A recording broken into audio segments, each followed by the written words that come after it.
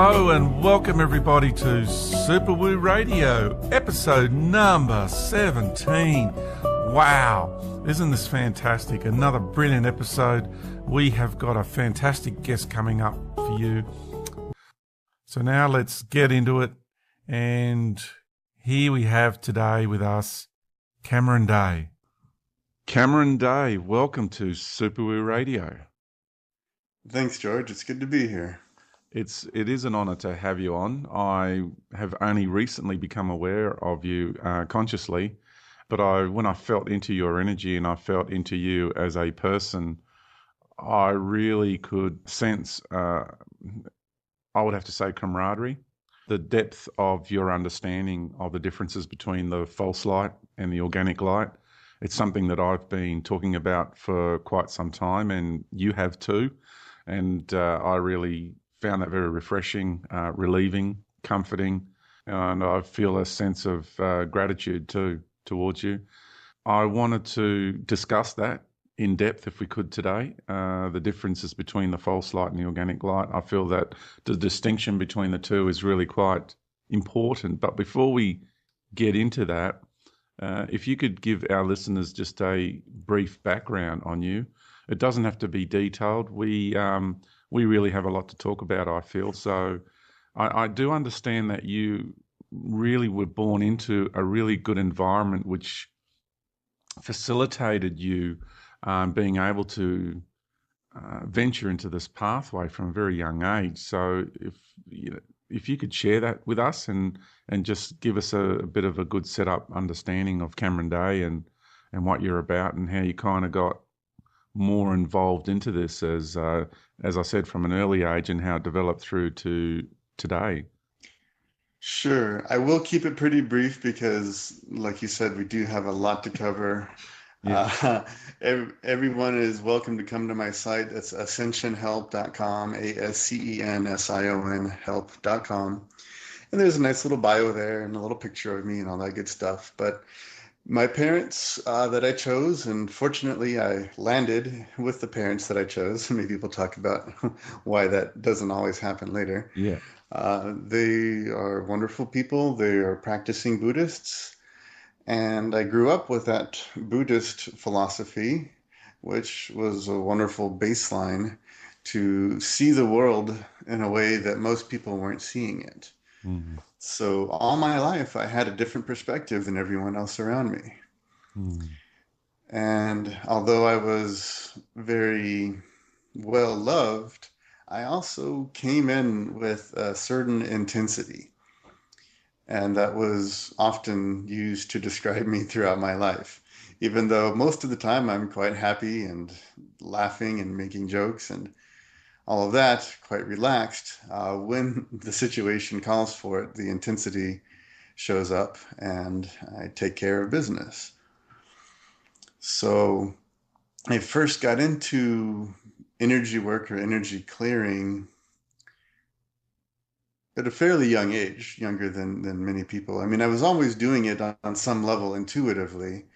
I was always kind of like the counselor for my friends when they had something they needed to talk about or whatnot. They knew they could come to me and I could know the thing to say to them to help them put that into perspective. And so I learned actually at a really early age that there was this deep reservoir of wisdom inside of me if I could just listen for it Mm. and not overthink the situation, but just listen inside for the thing to say to give somebody clarity. So I was doing that instinctively, intuitively throughout my teenage years, and around 2021 started to get into a deeper spiritual search because I realized that my life wasn't being lived in alignment with my true self and that I needed to get that alignment going. So I started searching, looking around, gathering information, etc. And when I discovered energy clearing, I found out very quickly that I had a natural affinity for it. Mm. And very quickly partnered up with a woman who was doing it as well. And we explored and discovered quite a bit during those, actually a short time, 2 to 3 years really together, Yeah. working on clearing ourselves, clearing other people, clearing almost all the time, clearing and actually finding those limits of how much you can actually clear at any given moment, any given moment. Do you And find then in that process of clearing, did you find that there were some energies that weren't supposed to be cleared just yet? Did you come across that concept? yes, and it was Mm. basically to do with over-identification with a limiting concept. So if my identity hinged on a concept, it had to be danced around. Mm. Couldn't just go right into it and get rid of it because then the integration and adjustment period after that could be very difficult. Yeah. And I found too there was some energies that I wanted to get rid of. And when I worked out where the level of want was coming from, uh, then I realized that I still had more lessons to learn before I could actually move that energetic implant, if you want to call it, or whatever, an agreement or a relationship with an entity. I wasn't able to release myself from that until I'd actually completed the wisdom that I needed to learn from that. Shall I say, co-created experience or the agreement that I had with that energy or that entity. Hmm. That's something that I've come to realize. And once I was able to accept that and then understand the learning, the moment I did that, the clarity of moving these energies on was a lot easier. There wasn't so much battle sort of scenarios involved. Um, it became a more efficient process after that. Yes, absolutely. And I definitely agree with you on the wisdom aspect of it. Mm, You know, we need to understand what's going on in a lot of ways and in many realms and mm, multidimensional aspects of ourself. yeah, So yeah, we have to know what the problem is in order to solve it. Let's put it like that. yeah, And until we've really parsed it out, until we've really understood what it is, how it got there. That's a biggie, is how it got there. yeah. And then come to the deeper understanding of it so that it can then be shared with someone else. That's when everything clicks and it just clears out very. So after clearing and being very much in the public light, I came to the realization that I had more inner work to do. I already understood that you can only clear someone of something that you yourself have already taken care of. Mm, Largely because it needs to be explained to the person before it can be cleared. Really important. At mm, least it is for me. I mean, who knows? Maybe there's people that don't necessarily need that, but I've found in my experience that if I hadn't cleared that something in myself, then I couldn't clear it for someone else. mm, I had to have gone through that my, on my own, and then I could show someone else how to do it. yeah, So I took a break. I quit, as it were. yeah, I quit doing energy clearings and urgings from my higher self, or actually, I use the phrase higher self and inner self interchangeably, and we'll talk about why that is in a little bit. But I was getting yep, urgings yep, from my inner self to share my gifts. And at first, I was a little resistant, but at a certain point, when I accepted that I should do that, everything came together actually very quickly. And so I put together the website, put out the self-clearing system, made recordings, and then made some YouTube videos just so that there could be a video for it, and put together some art real fairly quickly. All, like I said, all of it was very fast. The initial build and development, and it was a period of inspiration and tremendous focus because I had an article coming out in an online publication that had a due date. So once that article was out, people were coming to the site. That was it. That was kind of my debut back into mm, the public arena. So got everything together, and have continued, of course, to add to it over time. But that site, ascensionhelp.com, um, that went live in, I want to say, August of 2008. Hmm. If my linear time unit is functioning properly in my Yeah, mind here. that's your oldest radio archive is around that time on there. So I Mm-hmm. figured it'd Mm-hmm. be about then. Yeah, mid 2008. Mm-hmm. Yeah, it was shortly after the site went live. Somebody said, "Hey, you should think about doing a radio show," Yeah. and so I did, and I enjoyed it, and I Mm. noticed that when I'm talking from that inner self, that the words just flow, the concepts just flow. It's amazing, isn't it? It's such a good feeling. I come away from interviews, and it takes me a while to actually change back or revert back to being more of little George, like Big George comes in. And I can feel the way you're talking to me now. I can identify with that. You know, the big Cameron's here.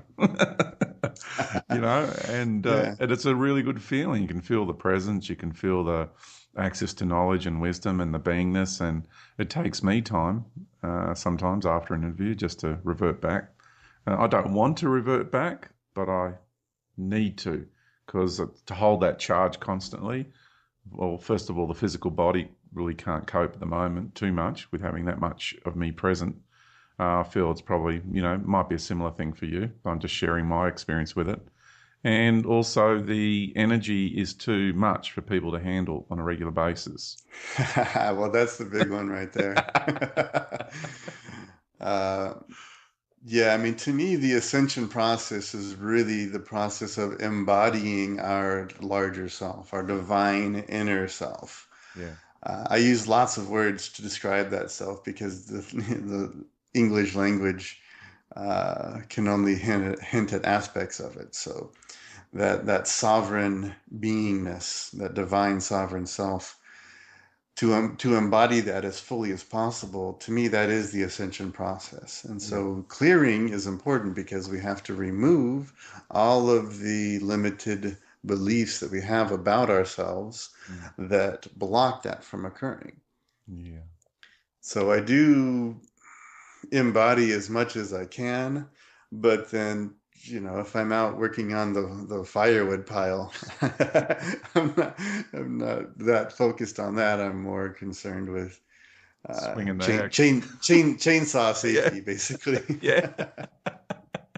Yeah, exactly. And that's the beauty of walking between the worlds too, knowing how to navigate between these different realms and these different vibrational frequencies, and how much of us do we bring forth or inject or project into a reality or into a domain, or how much of us do we bring forward and be present in any given moment. And I feel it's a continuous fluctuation.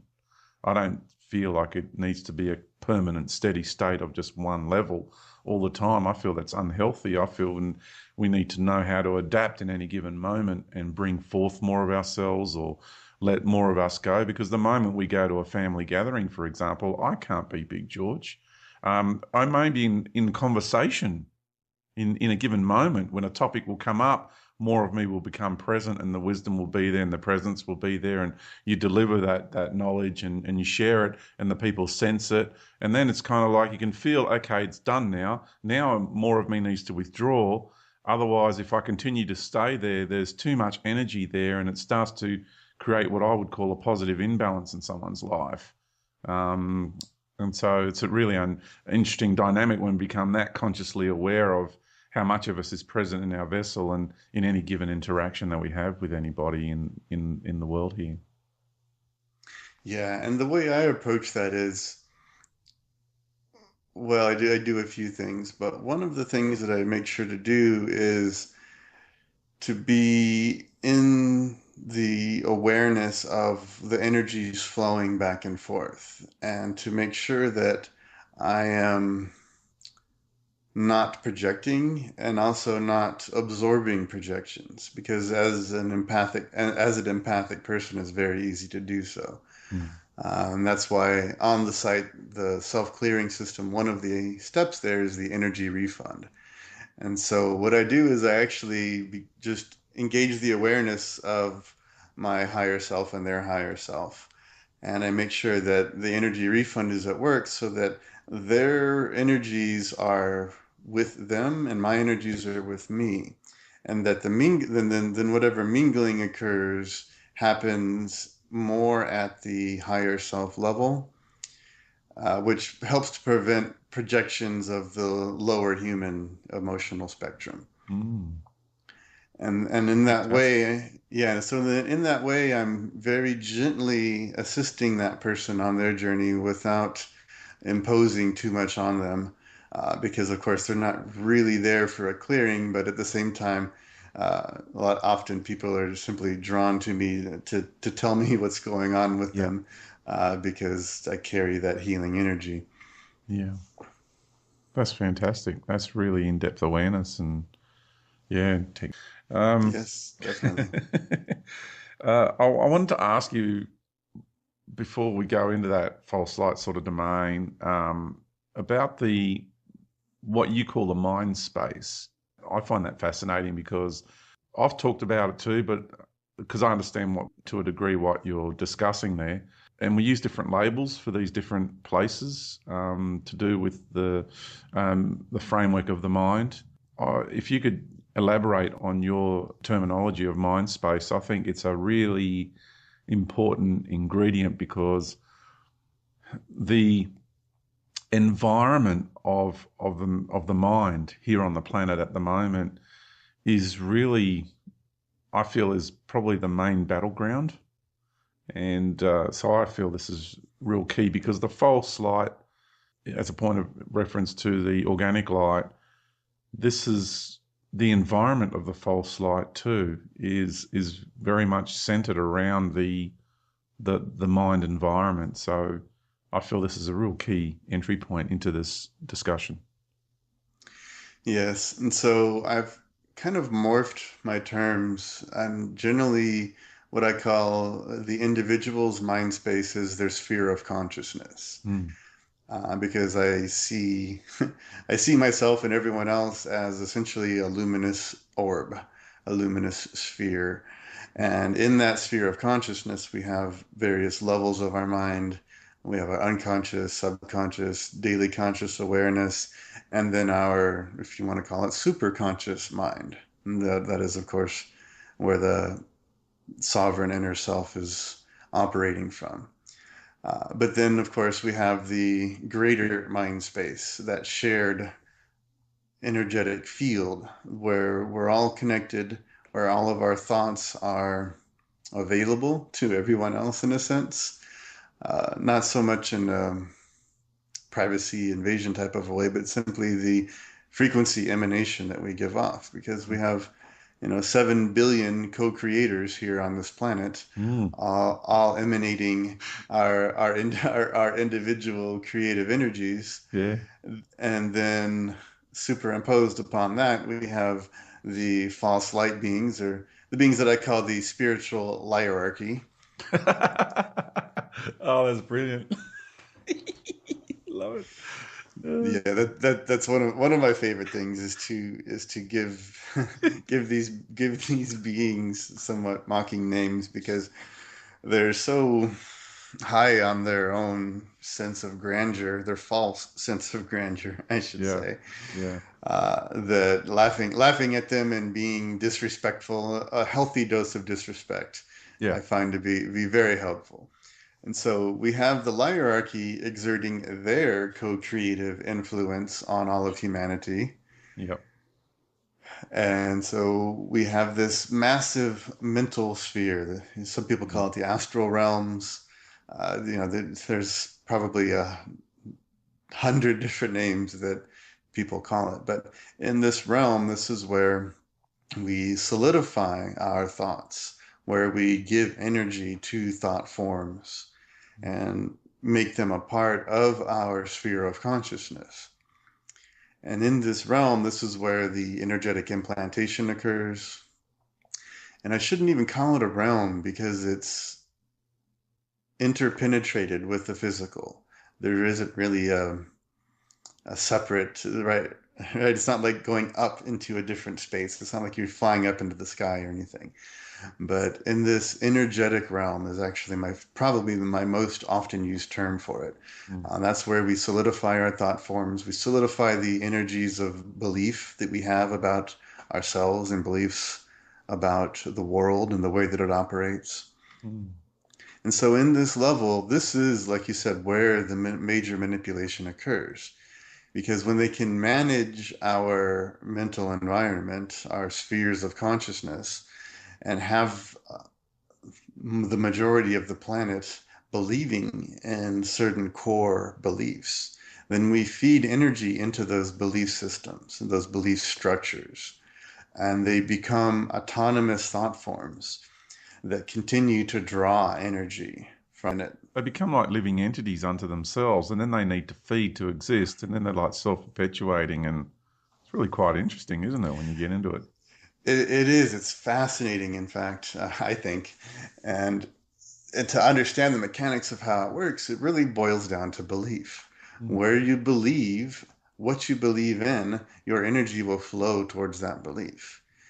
And if you look around in the world, once you pierce the veils, you find that the majority of things that we're told are false. So we're believing in false ideals, false ideas. We're believing that government is righteous and that authority is proper and that we should obey authority. We're essentially indoctrinated with the belief systems that will make us into slaves. Yeah. I totally agree. And I've called them programs, mind programs. They're all just seem to be programs. And that terminology kind of insinuates that they're not living forms. And I actually feel it's important to add to the understanding of that it's more than just a program, that the more if we can get into that understanding of it being a living organism, like these thought forms become actual living organisms in the environment of the realm of mind. And within that realm, within that environment, you've got different organisms, and there's hierarchies and all sorts of things when you really get into the depth of it. But it can be a trap within a labyrinth too. You can really get caught up in it too much. So I just wanted to share the understanding of it being a living organism, because the moment we do that, our approach to these thought forms changes, and we begin to realize that the reason they are recurring within us is because of the thought form actually needs to feed to exist. It's fighting for its life. And that helps us to understand the ferocity of the energy of the thought form. Why do we get stuck in these perpetual merry-go-rounds and cycles of thought when we become self-aware of, when we observe our mind? And I found that quite helpful. I would love for you to elaborate and add and just share further on that, because I feel that's a really important aspect.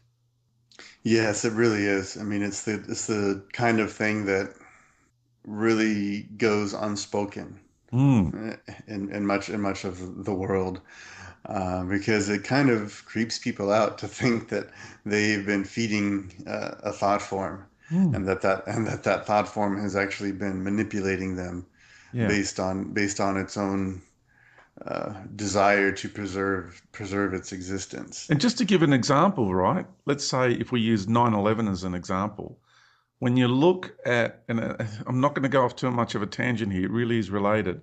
That day, a thought form was created because you were looking at the imagery on the television, but the commentary was telling you a different version of what your eyes were seeing.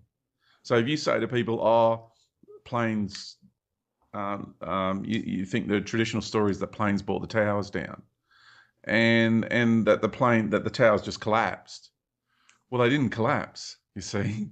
Otherwise, you still would have had a pancake effect with all the floors, and you would have had a 50-story solid stack of iron and concrete, right? The Hmm. towers turned to dust in midair. The iron turned disintegrated in midair. So it was a different type of technology that was used to bring those towers down. And I say to people, what did your eyes see? Not what you were told was happening by the commentary. What did your eyes see? And so there's been this schism of from reality of what actually took place to a thought form that was created as to people's ideas about what happened on that day.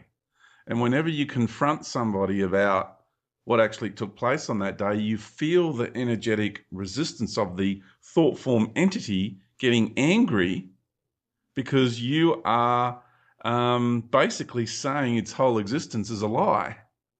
And that really Hmm. freaks people out. Like you really see people react quite intensely. Yeah, absolutely.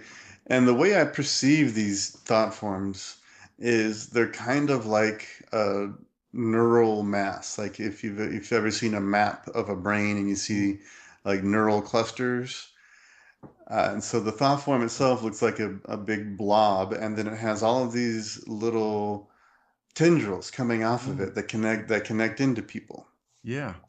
and it's feeding off of their energy of their belief. And the 9/11 one is a big one. Mm, uh, when I saw that, my immediate reaction was, uh, well, a few swear words, and basically that there's absolutely no way that those two little airplane impacts caused that level of destruction mm, to that building, to mm. cause both of them to come down in identical fashion and turn to dust. It defies all laws of physics and common sense. Absolutely. And boy, I was livid on that day, Mm. and not because of supposed Muslims, terrorists with box cutters, but because I knew that we were being highly manipulated and indoctrinated into a very dark ritual on that day. Mm, And so that thought form, mm. the 9/11 thought form, hooks into all of the people that still believe in it and encourages them to believe in it, And makes it them want spawned to believe babies in after it. that, right? That thought Oh yeah, form is now a parent, and there's been baby child thought forms that have grown from that. When you go from the flow-on effect to the war in Iraq and Afghanistan and Libya, and this there's this continuation. It's like it's a continuation of a bloodline of a lineage now. When you look at it from a royal family lineage within the world of the mind and the thought right. forms and the entities that live in that environment. This is what's been Hmm. created as a new ruling lineage Yeah, within the world of the mind environment. I see it more like a cancer, but yeah, indeed, conceptually, I do agree with you there. Mm. That yeah, the primary growth spawned another growth, which and then spawned another growth after that. Yeah. But what's fascinating is that these thought forms are then harvested by the beings within the hierarchy who are feeding off of the energy that humanity gives to all of our false belief systems. Because, see, when we believe in truth, they can't access that. Mm. They can't access natural law, universal wisdom. When we believe in that, there's nothing to feed them. But when we believe in lies, when we believe in even the validity of authority, even that gives them fuel because they can then milk, in a sense, that thought form. They can take energy from it and use that to maintain the realms where they exist. And they actually live superficially very well. In fact, in the axiom of as above, so below, I relate them to the global elite who live lavish lifestyles based on the debt that they keep the rest of the world in. And so these beings of the hierarchy, they live lavish lifestyles in other realms based on the spiritual debt and the spiritual bondage that they keep humanity in. Yeah. Wow, that's brilliant. That's so brilliantly explained and categorized. It's just a really wonderful way of explaining it to people. Wow. Yeah, I mean, as above, so below Yeah. keeps proving itself over and It over does, and doesn't over it? again. I use It that really phrase does. regularly too. It Yeah. really does. And people really, it's a multi-dimensional phrase. When you really start feeling into it, it's so true on many dimensional levels. Yeah. And so keeping that train of thought going, the collapse in consciousness that I call the corrupt demiurge, which is like an infection. I call it an Okay. infection of Now we're getting into the real juicy stuff. We're going to start delving into your understanding of this. How would you say the creator of the false light? Would you say Mhm. that that's who the demi what we're discussing here? Because Yes. this is exactly how I've explained it too. And this is where I just went, wow, was this guy my brother or what? It was just amazing. So can you share with people how you really understand your understanding of this whole infrastructure? I was just grinning from ear to ear when I was hearing you explain it. Yeah, now of course I'll preface this with the fact that I'm always learning Yeah. and I do not know everything, nor would I ever claim to, no matter how much wisdom I have gained.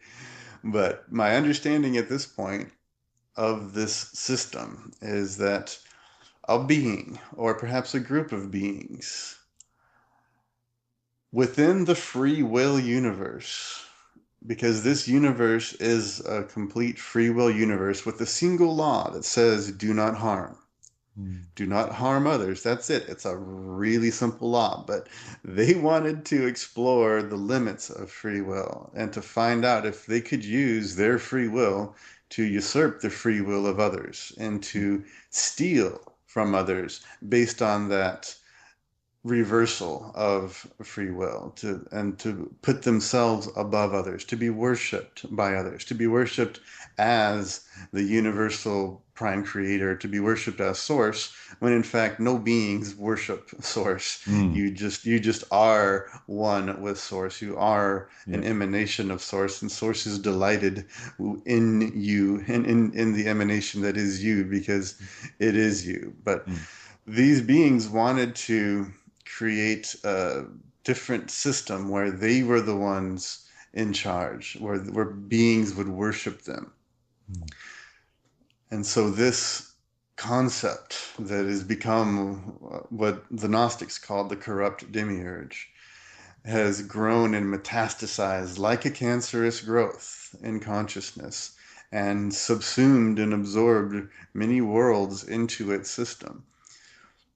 And it is sent out then beings from those worlds to conquer other worlds and bring them into the fold. And it has grown in this way so as to empower these beings with the energy of worship. And then humanity will stick to this planet. I don't know a whole lot about too many of the other ones. I've seen some glimpses just so I could understand yeah. how some of them were operating. But here on Earth, we are then told that there is Jehovah, Mm, Yahweh, that He is the God mm, that created Earth and created humanity, when in fact, that's just the demiurge's official name. yeah. If you want to call him by a name, you could call him that. Um, I haven't come up with a funny nickname for him yet, but I'll get there. He then holds himself up as God. And of course, Mm, this is a lie.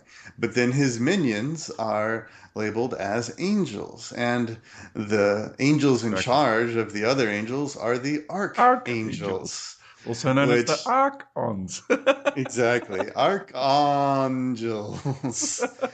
I mean, it's right there. See, the thing is, Mm, in order to corrupt the universal law of free will, they had to put enough hints out there so that they could say that, well, we gave them outs, mm, we gave them the clues that they needed to put it together. But of course, that's a lie. I mean, it's kind of like calling chickens free range when they have a tiny little door uh, and a football field sized pen, where if they find that door, they could go out and get some sunlight and fresh air. Uh, so that's about as big of an opening as they've given humanity to see through them. But fortunately, enough people have seen that little opening and gone through it and continue to unravel the threads of their deception. So Now the that so would provide. See, this information that you're sharing, I'm sure you would have experienced this in your journeys. I don't mean to digress too much, but it's an important note here. Is what? How has the New Age community reacted to your sharing this information? with love and hatred, depending on the individual. Basically, people that have a vested interest in channeling, channeling of angels. Mm. There's a specific guy who I don't want to, I never like to talk about individuals. I like to talk about concepts and ideas. But there's a specific guy who wrote an article refuting it, and he's got a site where he posts lots of channelings. His site used to be focused on 2012, and then he changed the name of it because, whoops, that didn't happen. And another guy who is fairly popular, who was on a radio interview. They very deftly didn't actually mention my name or the title of the article, but they talked about it conceptually, and he was like, no, that's not true. He then proceeded to say that all of the negative entities around the planet have already been cleared out, which Yeah, we've heard that a lot. gave me a Yeah, wonderful belly laugh. I mean, I laughed so hard when I read that. yeah, Because they're not. Unfortunately, they are still there. We are still working on unraveling this construct, but mm, the truth of it needs to be brought to people's awareness.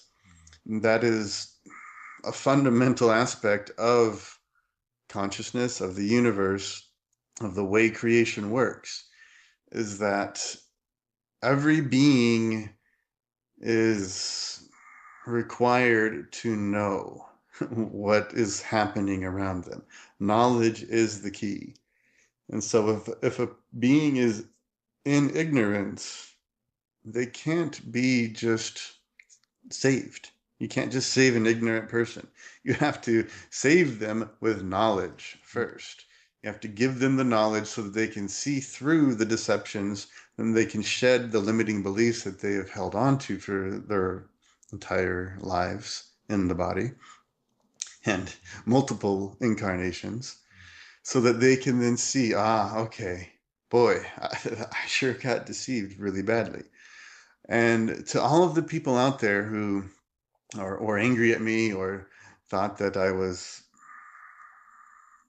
deluded or deceived or focusing on the negative, I just want you all to know that this was done out of compassion. mm, Compassion for everyone who's been deceived. mm. And there is no shame in being deceived by the best liars in the universe. That is what these beings are. They're the most skilled, most talented liars that the universe has ever known. So Exactly. there is no shame in having been deceived by them. I had been deceived by them myself. They recruited me at a very young age to be a dream warrior for them. Yeah. And they put me through various tests and trials and tribulations to determine, what my role would be within their controlled system or their system of controlled opposition. Because in that false light versus dark polarity, Hmm. when we're in that polarity, we are actually giving energy to their system. Yeah. But Exactly. it's tricky because see they piggyback on what we really came here to do, which is to unravel the demiurge from the inside out, Mm, with the help of the beings that are in what I call the free universe mm, or the rest of the universe, who are working from the outside in to help us. mm. And so those beings are beings that you could call angels, but they won't ever call themselves No, they that. won't. They're not They into won't, the no, they're the not beings from the into that. organic life, and if you want to call it organic light, from the universe. The whole approach is different. It's non-hierarchical in that sense, and it's Mhm. not. They're not too considered with labels and ideas in that way. They just function differently. They do. And the key, you said it, is they are non-hierarchical. Mm, And that is an important word. We need to understand hierarchy. mm. Notice the word arc in there Yeah. as an archani. Uh, we need to understand that every single hierarchical system is a product of the corrupt demiurge's basic structure. Mm, So the demiurge is hierarchical. At the top, you have your Yahweh slash Jehovah being. Underneath that, you have the angels. And you also have the so-called fallen angel of Lucifer, mm, and he's the one in charge of the dark team. And you have your Gabriel and your Michael in charge of the false light team. mm, And they're running around with their little angel and devil costumes on, banging swords together, making it look like they've got all this struggle going on, so that mm. people will pick one of the sides in that struggle and then join the hierarchy of the false light. So again, you're being subsumed into a hierarchy. So this is where the Galactic Federation of Light is coming from. They have a hierarchical system. Yeah. Uh, and I know you mentioned when we spoke before, when we were setting this up, you had some GFL experiences. So Yeah. I know you know very well. Oh yeah, I was a big proponent of them. 2004, I stood up there. I'm a member of the Galactic Federation of Light, and I was on my mission, and that they pointed me, and I was just, did a series of talks and videos, and back in 2004, and it was a really good lesson. I went through it. Yeah. Yeah. Uh, and I mean, so again, like you noticed, they're the best liars Oh, in the really good. universe. Yeah. They're amazing at it. I Yeah. mean, lie right to your face and feel great about it. Mm. That's the kind of that's the kind of beings that they are. Oh, brilliant. Yeah. Lie right to your face and feel good about it. What a Yeah, fantastic statement. no, I mean, they feel great about it. They love it. They love deceit. They love getting away with deceit. Mm. No, I feel like there was a thread there in my previous little bit of monologue that I wanted to pick back up with. Okay, so back to how people reacted. Mm. So yeah, people that are heavily invested in channeling angels and channeling hierarchical ETs and just channeling in general, I'm actually very much against channeling. I feel that when we tap into the wisdom of our divine inner self, it's all of the truth that you could ever need and more than you can even process at any one time. And that you have to bring it in and integrate it bit by bit. You have to just, eat and chew on it one bite at a time in order to understand the depth and the breadth of the truth of the self. I mean, who we really are is so vast that words don't even come close. So, Yeah. so to channel some other being is giving away power, and it's setting up a master disciple relationship, which guess what that is? Yeah. It's a miniature hierarchy Yeah. There you go. where And where dependency. and dependency, where you are beneath the master, Yeah. you are dependent on the master Yeah.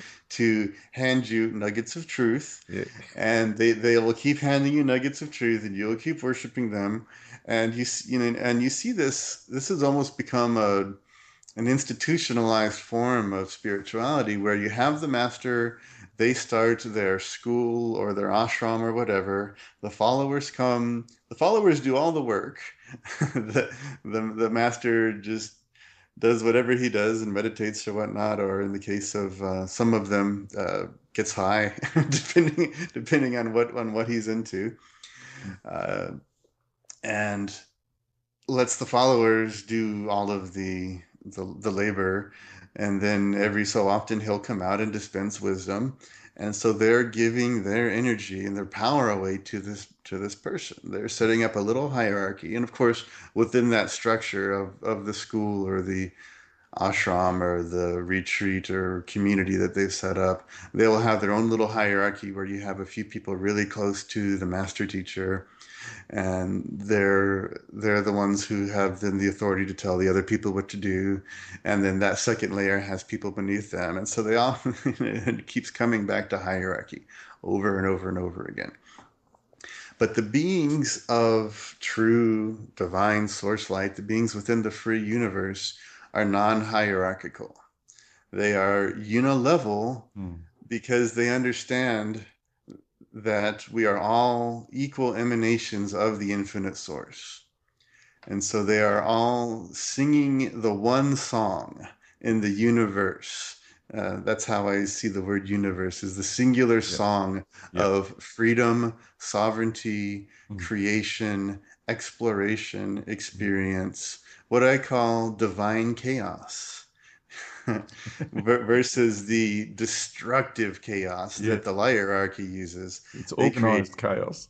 yeah, they create, yeah, exactly. The divine chaos is organized because the beings in that realm and in that understanding, they work together, they Mm. cooperate with each other. There's always cooperation, and there's again a unilevel understanding. No one is above anyone else. Mm. There are those with more experience and more wisdom, Mm. and they're acknowledged as having that experience and Yeah. wisdom. Absolutely, It comes but they down to don't respect, set them. doesn't it? Doesn't it? It Yeah, comes down, we just exactly. respect one another. It's a Mm, different mode of operandi because you understand a being's abilities, capabilities, and also another important factor is we understand the consciousness of whatever realm we're within. So we are respectful towards the being that is the reality we're within and that energetic environment. It's like you enter somebody's home, you respect the fact that you're in someone's home. And when we're working energetically and we go to experience a reality or whatever, we respect the fact that we're in within that being's conscious embodiment of that reality. So it's really quite an intimate relationship in that moment. exactly, exactly. And the beings in the free universe are very intimately connected, and they're Mm. aware of that connection. I mean, we're Yeah. intimately connected too. Yeah. We just don't have the awareness of it.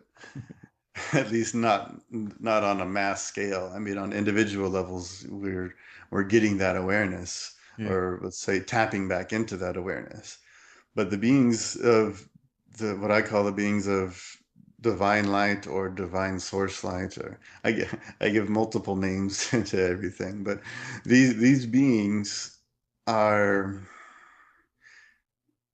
so impeccable, so clear, so loving, so aware, Mm. and so staunchly supportive of the single universal law of do no harm. I mean, it's to connect with them is a beautiful thing. So I would urge everyone to ditch their angels, to ditch their guides. That's another thing. A guide relationship is a form of master disciple miniature hierarchy. Yeah. Ditch your guides. You don't need anyone to tell you what to do or how to live. Your divine inner self will guide you. When you can listen to it, you will know what to do and what not to do, and it will never control you. It will never belittle you. It will never make you feel bad about making mistakes, because all that mistakes are are learning opportunities. Yeah. Brilliant.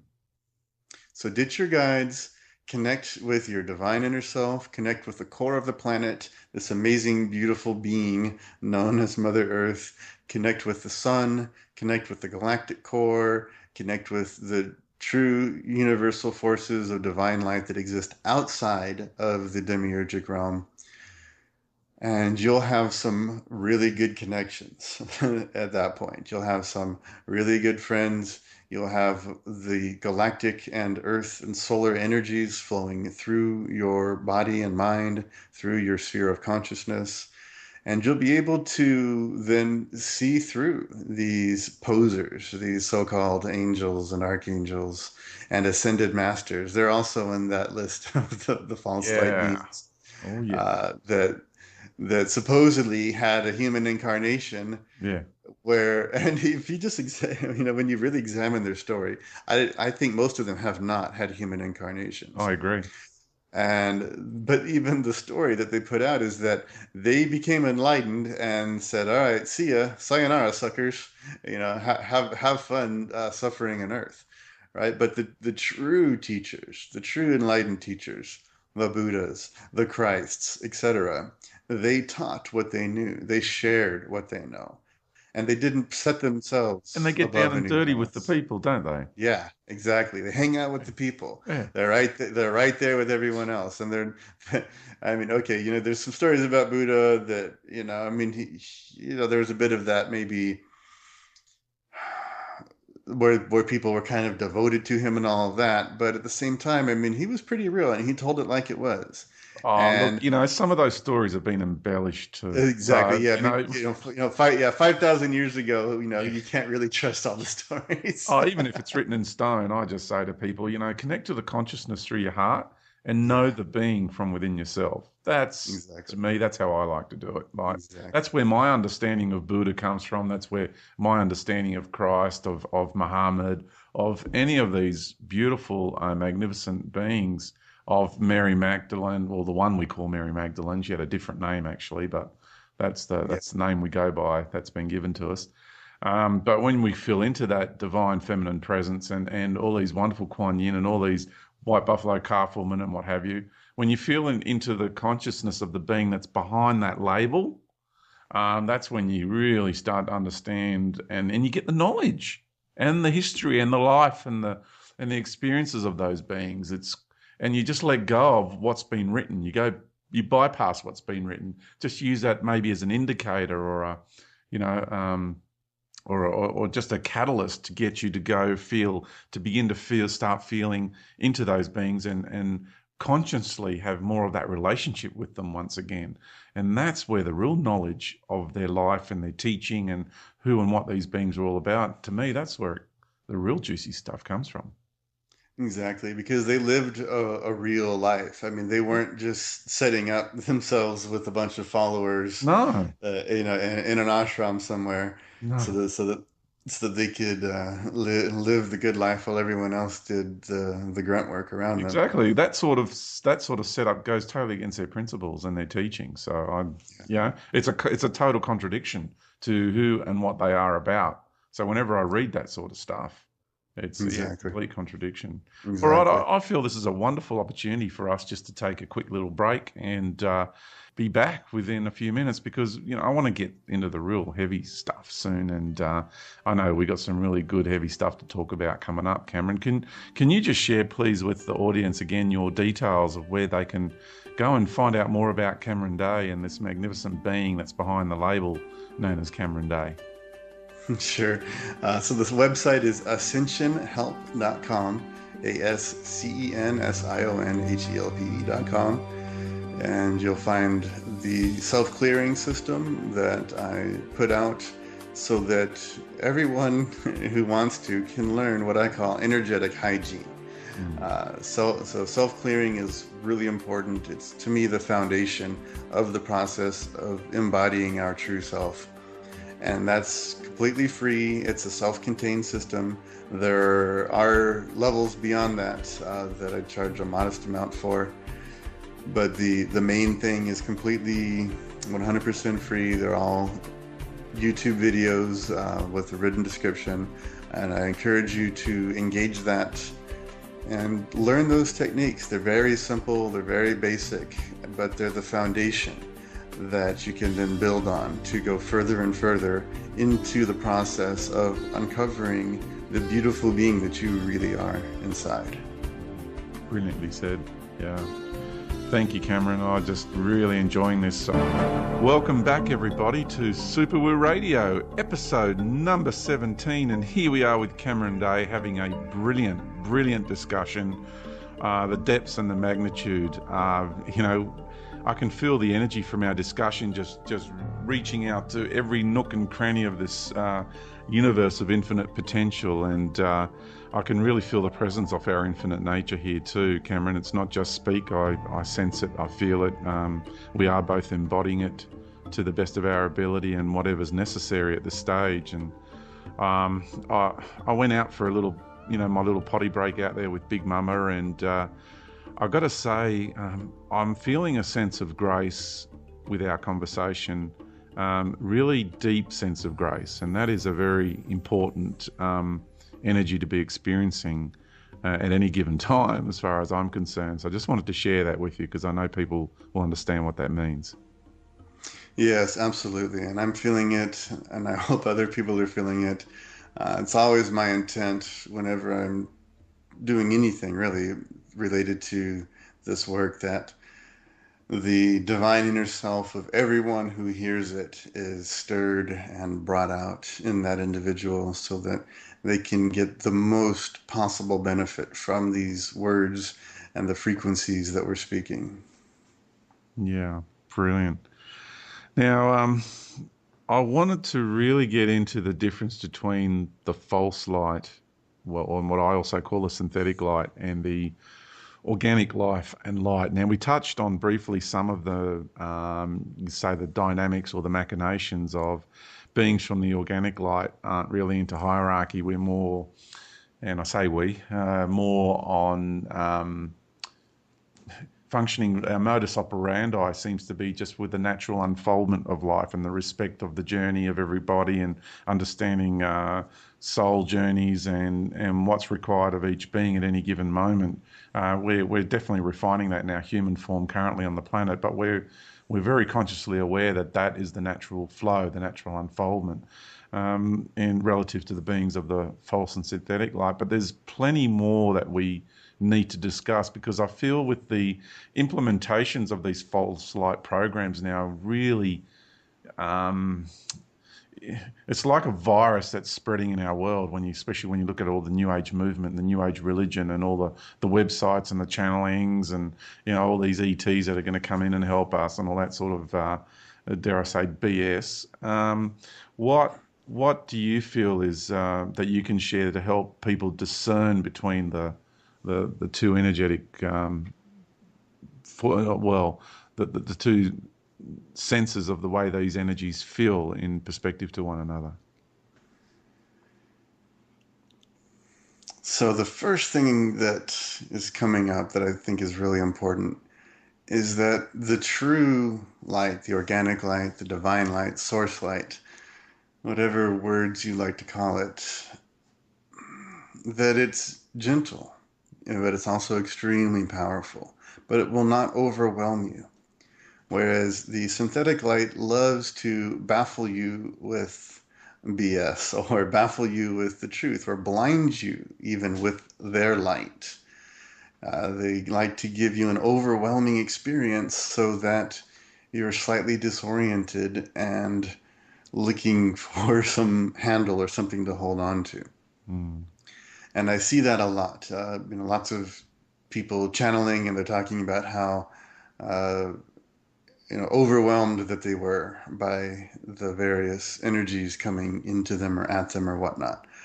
Whereas the forces of divine light, they do not overwhelm. They're very much respecting of your free will, of your space, of your energy field. The synthetic light beings will push themselves on you. They will say, hey, we're here to give you truth and wisdom. We're here to give you this. And it's time for you to step up to your mission, kind of a thing.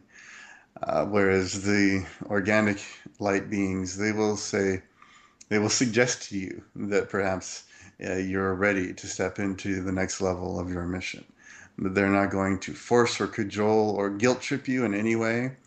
Any being that's giving any sort of guilt, this is coming from the corrupt demiurge consciousness. Mm. And as far as the actual source, there's no comparison. Infinite source is infinite. There's no boundaries. Infinite source specified an aspect of itself to become the universal prime creator.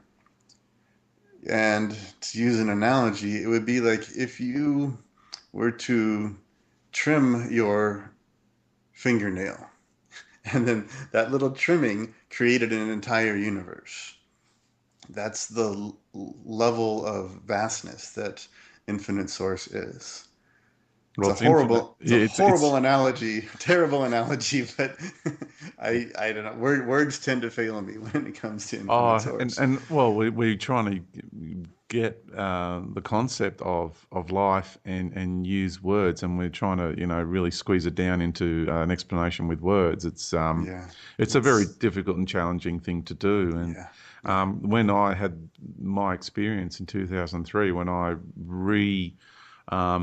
integrated with my infinite self and experienced life in this universe, saw all the different levels within the universe, and then actually projected, well, not projected. I saw my aspect of self beyond this universe, and well, felt and was my aspect of self before this universe, and went back to the moment when I first entered this universe, and relived that experience of expressing myself in contrasting expressions for the very first time, and the rush that provided. It was just amazing, and our infinite nature, that there's no beginning to us, there's no end to us, there's no, and this is where I always talk to people about this notion that we have been created by a creator. I feel that's the biggest deception of the demiurge is that program itself, Mm-hmm. because we're infinite. We've never been created. You know, there's no beginning to me. There's no end to me. So the moment you go into that notion, that idea, and that concept that, oh, I've been created by the creator, then you're immediately into that subservient program. See?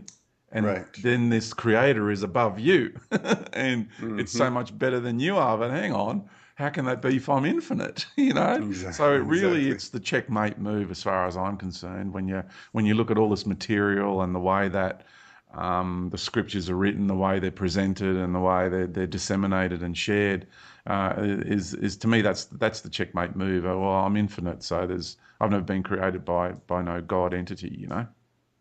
Exactly. The way I see it is we are extensions of infinite source. Mm, And as such, infinite source is delighted with us, mm, right? Just like we are delighted with our appendage, like our fingers, for example, yeah, right?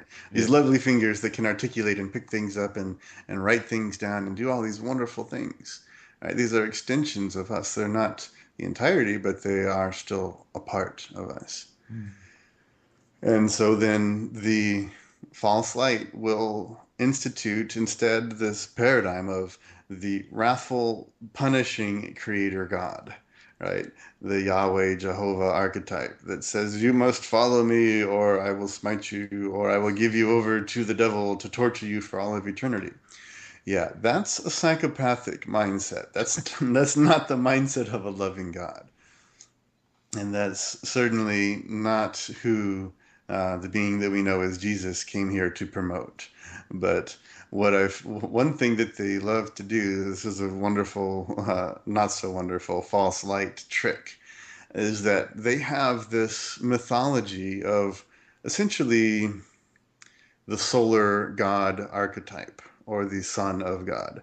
And they overlay that archetype onto any true light teacher who has come into this realm, which is why the stories and around Jesus match the zodiac symbolism, the symbolism of the sun on the cross, of the equinox transitions, the cross of the zodiac.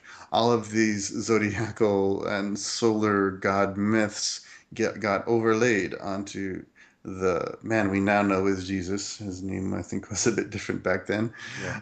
It got overlaid onto dozens of beings throughout history Mm, so that they could subsume their message and pull that into the structure of worship mm, that they had previously set up. So mm, that's another hallmark of the synthetic false light beings is they love to overlay that particular astro-theological imprint onto the teachers that have come to teach people that There is a real light and there is the imposter.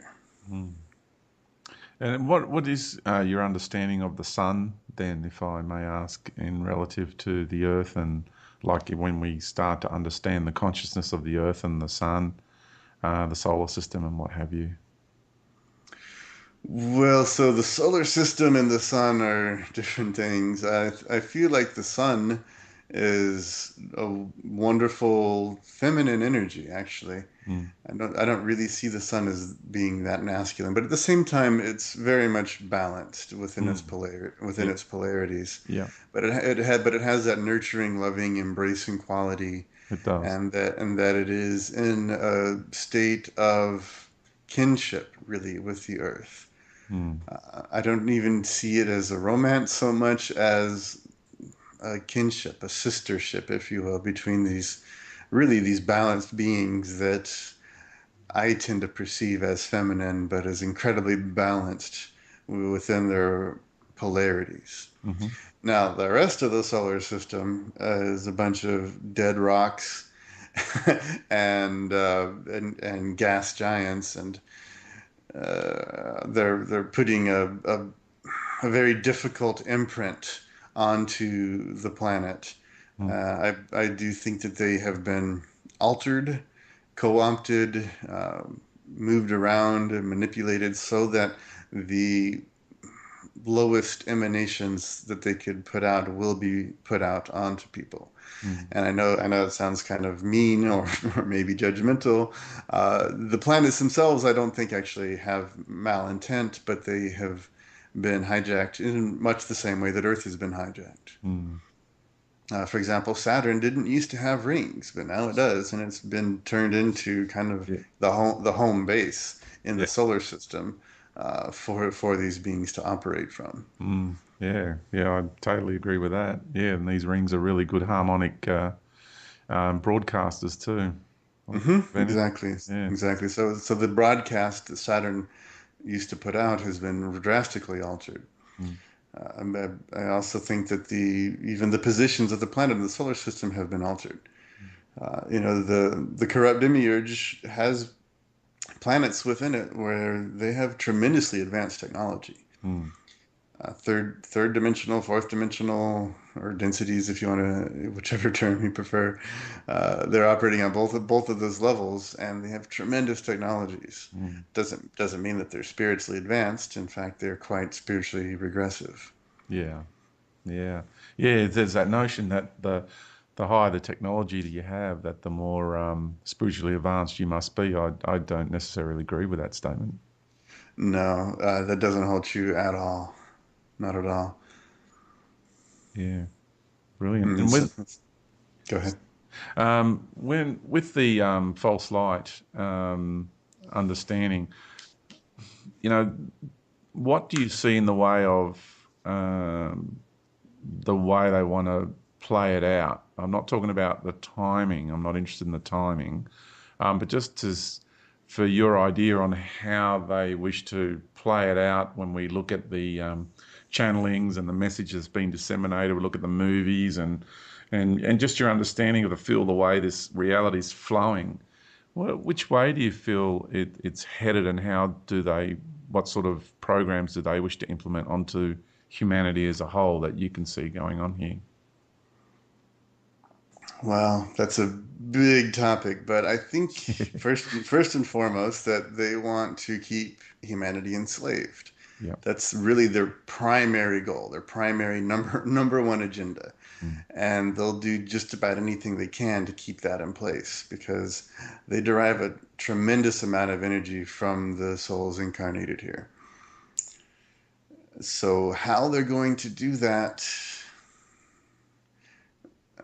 these are again the best liars in the universe, and they make many plans and many contingencies. But one thing I think we need to all be very mindful of is the program, let's call it, of ET saviorship, Yeah. where the good guy ETs are going to come in, they're going to save us. They're either going to save us from cataclysmic earth changes or they're going to save us from our tyrannical governments. And then they are going to institute an enlightened form of governance and perhaps even an enlightened monetary system, which is a contradiction in terms. So is enlightened governance, because any form of government, of control over another being, of control over the mind Mm, and body of a being from a central authority, any type of hierarchy like that is not coming from the beings of the true light. This is coming from the demiurgic beings. mm, And so if they, and who knows, they might even stage the invasion scenario, right? Where mm. there's bad ETs that are coming in. They'll probably use the lizard guys because they're the Mod, they're mod, already. the modern day version of the devil. Yeah, exactly. They're the modern day demons, is those reptilian ETs, and of course they're out there. But again, they're all working together, right? So the lizards invade, and then the beautiful humanoid ETs come in and save us from the lizards, and Yeah. they're like 9, 10 feet tall, and they look perfect, and they live forever, and blah blah blah. And they come in and everyone's like, "Oh, you're so beautiful, you're so perfect, you're so wonderful." And then they say, "Oh yes, we didn't want to intervene. We wanted to stay neutral." Yuck, yuck, yuck, as if they've as if they've ever not been intervening here. Yeah. But we wanted to stay neutral, but we had to deal with those pesky lizards. Mm. And then they'll probably offer up a nice little DNA modification. Mm. Say, oh, we'd love to help you get your DNA back together. Come on into our special little chambers.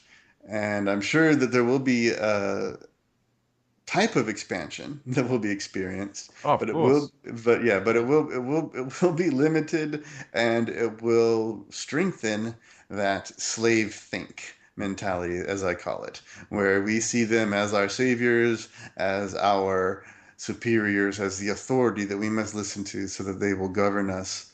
And it might be a nice soft form of slavery, but it will still be a form of slavery nonetheless. Oh yeah, the playpen's just going to expand. The borders and the boundaries of the playpen, they're going to get really big. They're going to go cosmic.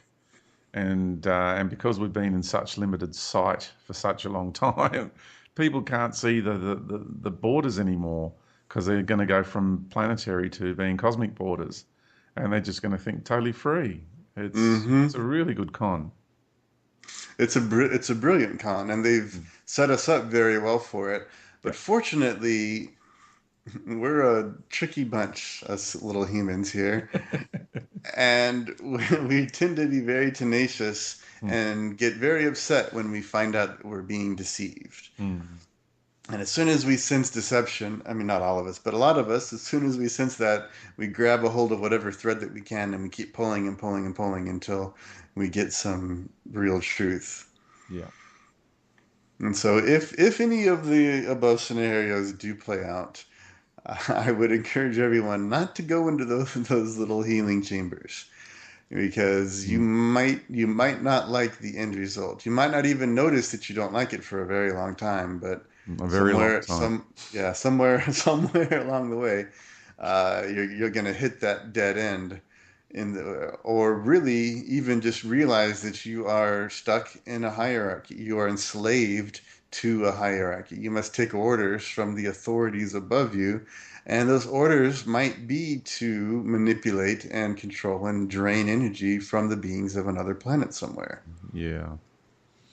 Mm, Yeah, and they, that, and the implementation of this authoritarian control,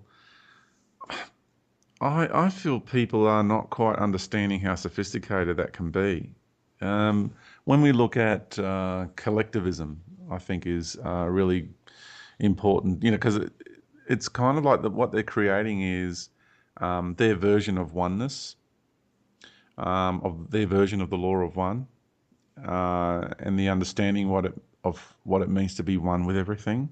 What they're creating is their approach is more a collective hive mind approach hmm rather than the natural order of being one with everything in life and like being in synchronicity and harmony with life.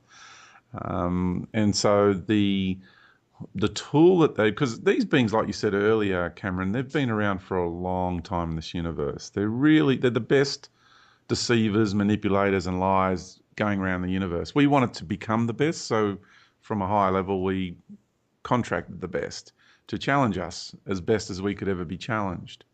And so we got to realize just we've got to, on one level, need to have a healthy respect for their capabilities.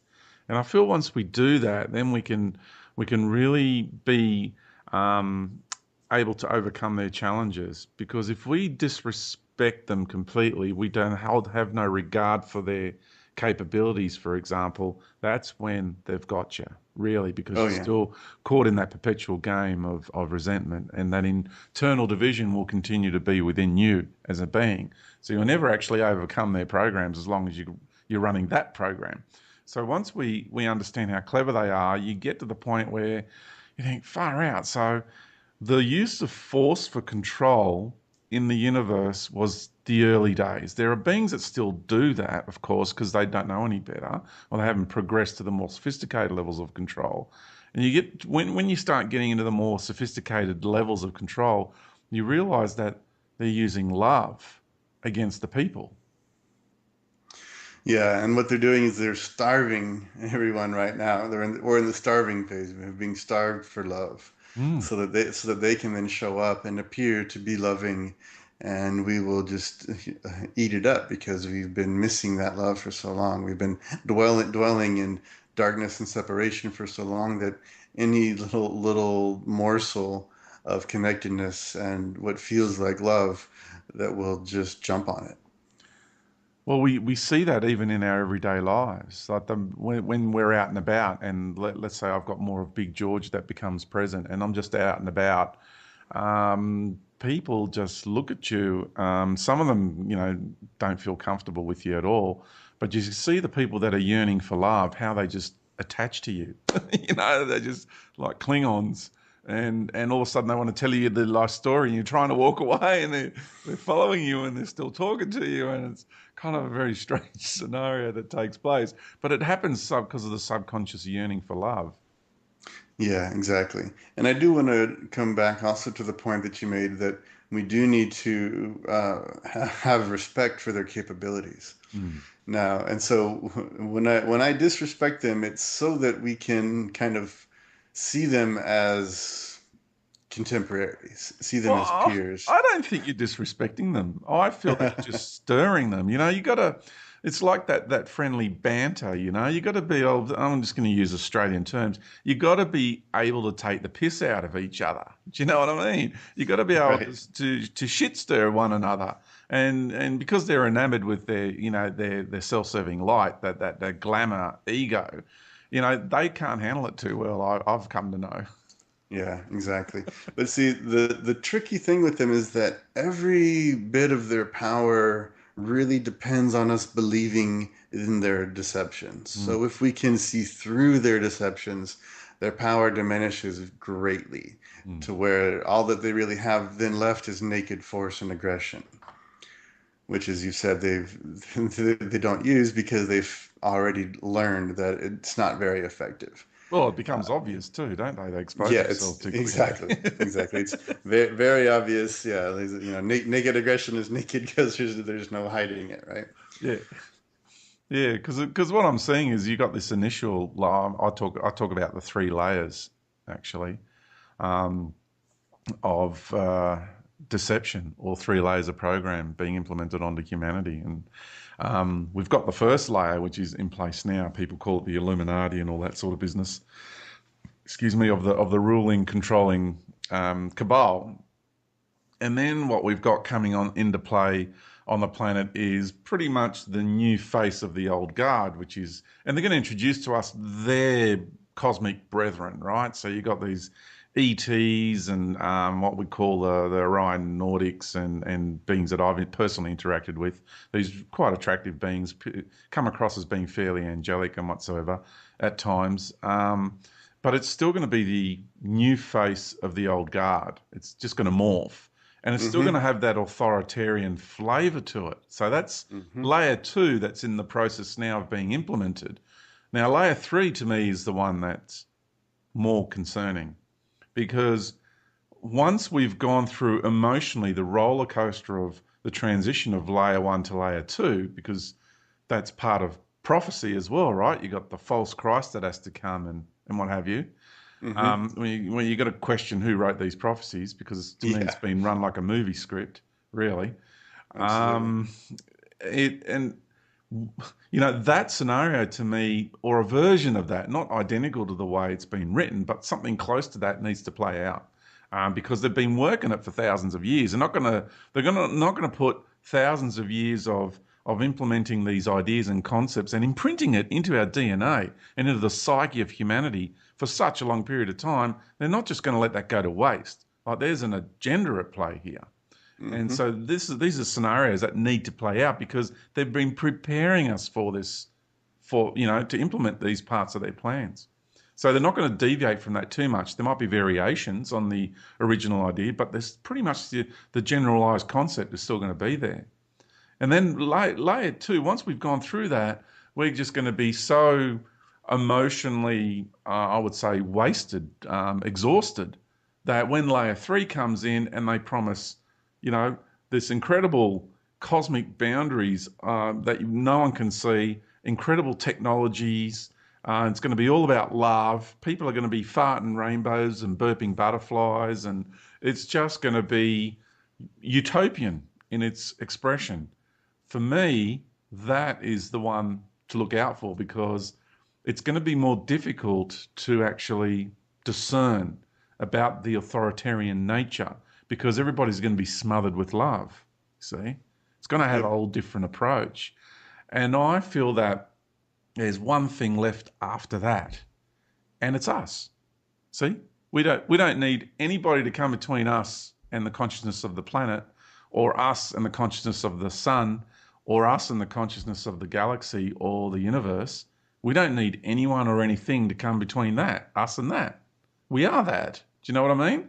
So as long as you have this idea or this concept that comes in and wants to come in over the top of who and what we truly are, that's something to look out for. Exactly. And see, the demiurge has levels Hmm. within it, right? So when you're going through the levels of the demiurge, you feel like you're making progress. Yeah. Right? You feel like at each transition point, at each initiation to the next level, your boundaries get more and more expanded, and it feels like progress. But a lot of these beings, and this is part of the work that I do, is I'm sending them messages loud and clear that they are enslaved in their hierarchy. Mm. And if they doubt it, well, try disobeying their orders from Yeah, above exactly. and see what happens. It's not a good thing. So one of the things that I do is for the beings that are on these more refined levels, when I'm clearing something out, especially clearing out agreements, these beings actually hold counterparty copies of the agreements, meaning that they are holding a copy of that agreement and deriving energy from it. Just a trickle, but when you have millions of these agreements in your, let's say, personal possession or your vault, Mm. you have a tremendous amount of energy flowing to you. Yeah.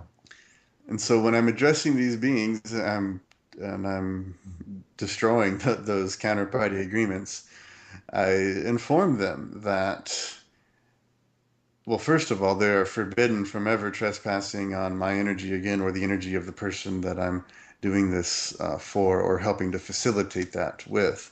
Yeah. Informing them that they're forbidden from ever usurping that person's energy in any way, shape, or form because they are in violation of universal law, the law of do not harm, because they are stealing energy. They are thieving energy from people based on manipulation and deceit. Mm.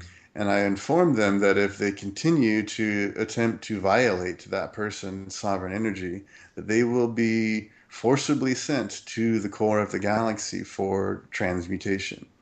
But if there is not enough, let's say, goodness left in them to salvage, then the result is that they are destroyed. Wow. And yeah, and I draw a really hard line, and I send this message to them that, look, you're all slaves in your hierarchy.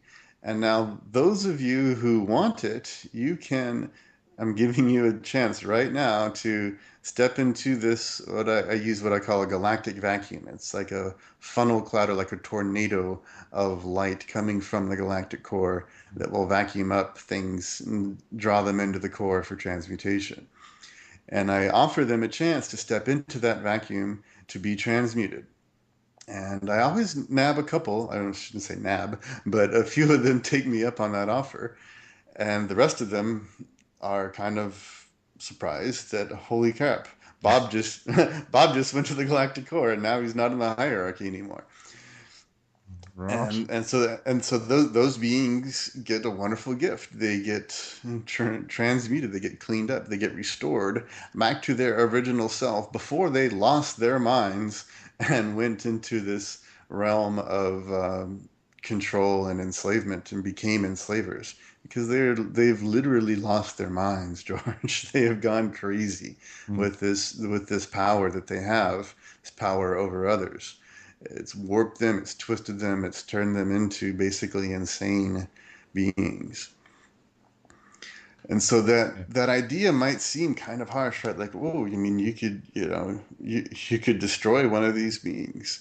And yeah, I might. If they violate my space or someone else's space, then they are subject to the corollary of the one universal law of do no harm, which is that all beings have the right and duty to defend themselves from harm using whatever level of force is necessary, up to and including the destruction of the being attempting to harm them. So that wouldn't be a contradiction of the original law, would it?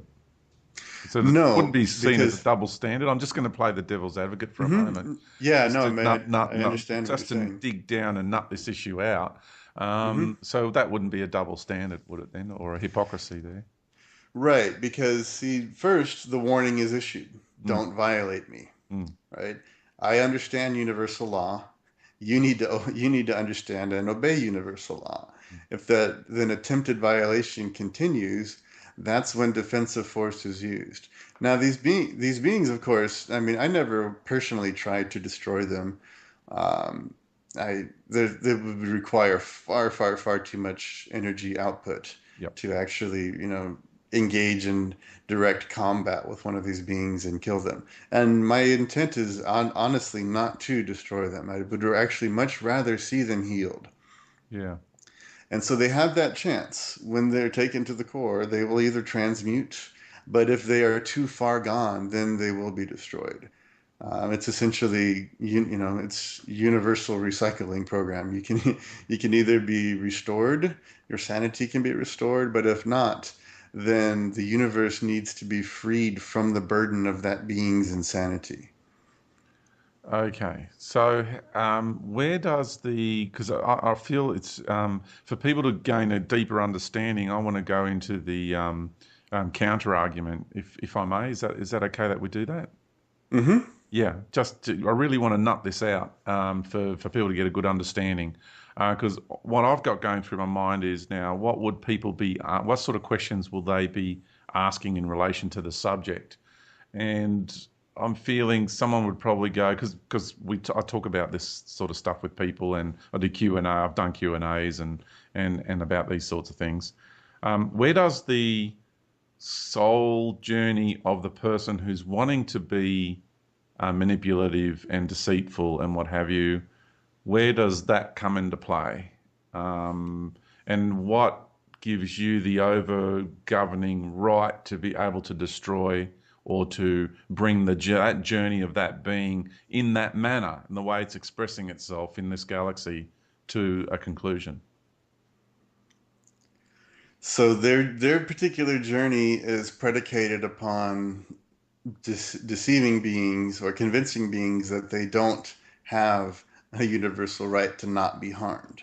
Yep. So if they can do that, if they can convince a being of that, if a being says, "Oh well, I must have created this on some level for myself. I guess I just have to accept this," then they can get away with it. And so what I do is I stand in my sovereignty, and I tell them, "I am sovereign. I am not your slave. Mm. I am not subject to you. You do not have authority over me. Mm, You are exactly. for yeah, and these are my boundaries. This is the boundary of my sovereign space, Yes. and I define it very clearly. And I tell them, if you attempt to violate my sovereign space, then I will use force against you. Yeah. And they have a chance. I mean, again, I don't ever try to destroy these beings. Mm, It's a matter of, I guess you could say, cosmic assessment, not even judgment, but assessment. Can this being be saved? Can his sanity be restored? mm, Can he be cleared of all of the perversions that he has been living with for eons of time? And if it can, then that being gets transmuted and their sanity is restored, and they get taken actually to a very lovely realm where they are gently, let's say, rehabilitated after the initial clearing, because they kind of don't know who they are after that initial clearing, because they've identified so heavily with their perversions and their power trips that they're on. I can relate And- to that yeah. because every time I go through a change in this lifetime, you kind of lose your compass goes a bit haywire for a while, doesn't it? When we kind Yeah, of your yeah, kind your of your your your point of identity shifts, and you shift away from yeah, the ego self into the greater self. yeah. Yeah, and I so figure if so the way that I work, it's yeah, really about universal law, and it's about sovereignty. It's yeah, about declaring that sovereignty, standing in that sovereignty, reminding these beings over and over again, I am sovereign, mm, I am free, you have no authority over me. mm, And I like to make little rhymes like that. yeah, Uh, I find it's helpful for a memory device as well yeah, it's great. when I share it with somebody else. Just like tell them this. And the thing is, they only really respect force. So when they see one of their own get suddenly vacuumed out of existence, as far as they're concerned, Mm. right? Because they're off to the galactic core to be transmuted. They tend to respect that sovereign boundary all of a sudden. Mm. Yeah, it's like speaking their language. Otherwise, they just won't get you. They won't get it. Yeah, because see, they really truly believe that they have authority over us, Mm, that they own us. totally convinced. Yeah, they're completely convinced that they own us, and Mm, that goes way back to the original takeover of this planet, which was through stealth with smiling faces that came to the local populace on Earth, who were at a certain stage of development where they could be tricked into accepting technologies, tricked into accepting so-called upgrades to their DNA. yep, And what they received was slave DNA. yep. And so ever since then, because that original agreement where humans willingly submitted to the so-called upgrades, they were deceived, they were fooled, but they agreed to go along with it. And that original agreement is what these beings are basing their sense of ownership on. Do you have any idea of the concept of who these beings were that implemented these DNA changes, and sort of what time frame? It just guesstimate. So, Yeah, I'm kind of weak on the time thing as far as giving solid numbers. well, 1 million, But 2 million, hundred. several 100,000 years ago, Okay, I'm going to yeah, say two to 400,000. I'll agree with that. So That's somewhere in that range is about the best I've really been able to pin it down. yeah, I see somewhere along the way, I think that the length of our year was altered. Our orbit was altered yeah, on this planet. yeah, So that makes the year counting tricky. yeah. The beings, well, we know them by many names, Anunnaki being one of them, because the Sitchin story, which I don't really vibe with. Hmm. I think it's a bit of a con job or a whitewashing, if you will, that they were mining for gold Well, yeah, they may have had an interest in the physical gold that we are so obsessed with on this planet, and that obsession was handed down by them. Yeah. But the greater purpose of that enslavement was to subsume the human soul, to Mm, use it as a power source, exactly. as an energy source. Mm. So really the gold that they're really after is the gold of the soul energy of the human being. And do you feel that the Anunnaki, originally the Anunnaki, are a group that seeked to enslave the human soul? Do you feel that that is the case, or do you feel that the Anunnaki? This is a question I'm posing to you. Is the Anunnaki, the name Anunnaki, or the beings that were known as the Anunnaki, did they originally come here with an intention to enslave humanity, or did they come here to set things up on the planet, and since then their name has been tainted? I think that it's the former. I think they came here with an agenda to enslave, Okay. to absorb Earth into the demiurgic collective. Mm. Now, again, that even that name, it's kind of a generic name. It's sort of like saying aliens, Yeah. right?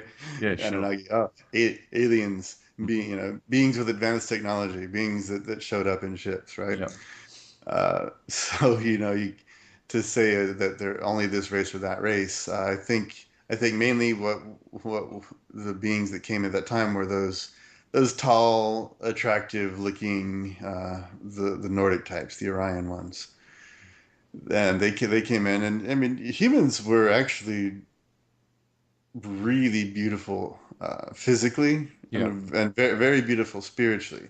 Yeah.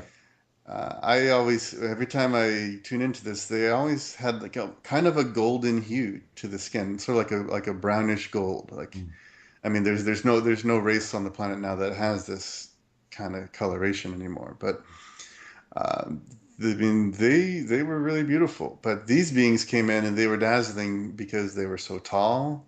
And they had different skin color, and they were, of course, very very symmetrical, very beautiful, and all of that. Yeah. And they made lots of promises, and the beings were like, well, that sounds good. I'd like some upgrades. That'd be pretty cool to know all the stuff that you guys know and have all the abilities that you guys have.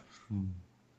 And they hit it just the right time. I mean, another 1,000 years of development, and the level of technological advancement would have been so high that humans would have said, well, you guys have some cool stuff, but so do we. So, thanks, but no thanks. Yeah. Yeah. Fantastic. Yeah. And they were already pretty technologically advanced. I mean, they had some really cool technologies that were just perfectly in harmony with Earth. And the structures they built were in harmony with Earth, and Mm. their villages and settlements were all based on Earth energy and Earth frequency. And I mean, it was a really nicely developing sovereign species. Mm. Yeah. I remember the days. So I agree. Those are the days. Those were the days.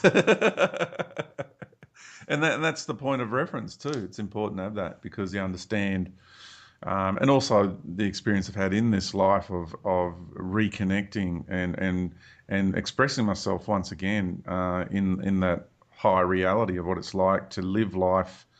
And I feel that you've had the same experience where you got a point of reference in this life because the way you speak, you would have to, I reckon, have that point of reference of consciously revisiting your higher in a higher dimensional realm or organic realm of life and what it's like when we do live in that harmonious way with the environment around us and with one another because when you're on, say you go back to a home planetary system, everybody knows everybody. There's nothing that is not known about anybody. You know the Mhm. direction. You even can feel into that soul's other expressions in the universe, and you can feel their other incarnations and understand why they've decided to have those incarnations and the lessons that their soul is learning. I mean, how deep do you want to go down that rabbit hole? Because it's infinite. So I feel you would had to have had something like that going on in this life, Cameron. Oh yeah, absolutely. The first time was when I was very young. Mm, it was in the sleep state or the dream state. And when I was there, I was instantly not overwhelmed, but just overjoyed with the understanding that that was my home and that these people were my family. mm, People, I say, because but they didn't even they weren't like regular people. They were beings of pure light that emanated and glowed with this soft, beautiful, loving light, the organic light. mm, Everyone knew everything about each other. I instantly knew everyone there, and they all knew me. mm, We knew everything about each other, and it wasn't awkward. It wasn't weird to not have any secrets or anything like that. mm. And I was just so happy that that was my home. In fact, Fantastic. that was my main feeling is, oh, I'm so glad that this is my home and not. And as soon as I had the thought of, the town where the city where I grew up, which was Phoenix, then boom, I was back there in that little young body, awake, and I was like, oh my goodness, Yeah. I'm back, and then it was reconciling. Okay, that wasn't like any other dream I've ever had. What's going on there, and so of course, I am in communication with that soul family of mine, and that the level of knowingness and intimacy is it's really comforting in a way to It know is. that you don't have to hide anything. Mm, You don't have to have any secret. There's no shame in anything. yeah, Because the point of identity is not any single incarnation. It's the sum total of the being. exactly. Fantastic stuff, Cameron. That's just brilliant. I so appreciate you sharing. Um, See, the more of us that are having these conscious awareness connections with these other aspects of ourselves, these are amazing points of reference.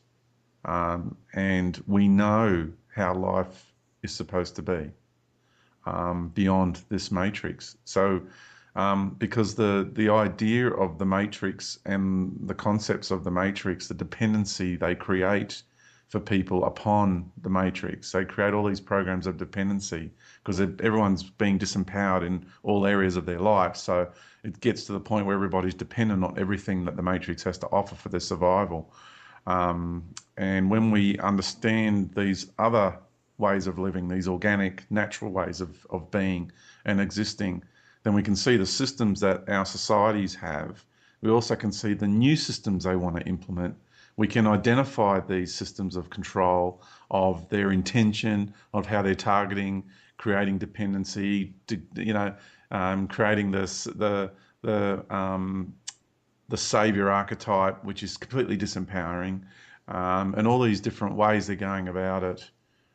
We can identify with that. And I want people to know that it's not a unique thing to one special person. It's not like that. We all have this innate ability within ourselves just to consciously reconnect with our own families, our own essence, our different aspects of our beingness in other realities, in other worlds, and in other vibrational patterns, and then also back in time in this reality, how it was.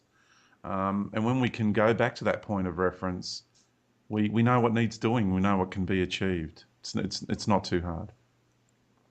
Exactly. It's actually incredibly simple. Mm, mm, And some people might say it can't be that simple. Is mm. that really the solution? But yeah, I Yeah, mean it's not easy, but it's simple, right? And everyone has that greater aspect within them, yeah, or at least everyone who's interested in that greater aspect. Now, I do see that there are beings that are what I would call fledgling souls or candidate souls or new souls, whatever term people are comfortable with, that maybe don't have that depth of experience. They're simply generated from Earth's soul energy, and that's how souls are cultivated or developed, or how they grow in the free universe, is that they emanate from planets. Planets are like incubators for souls. mm, And so it's the job of the old souls to nourish and teach and guide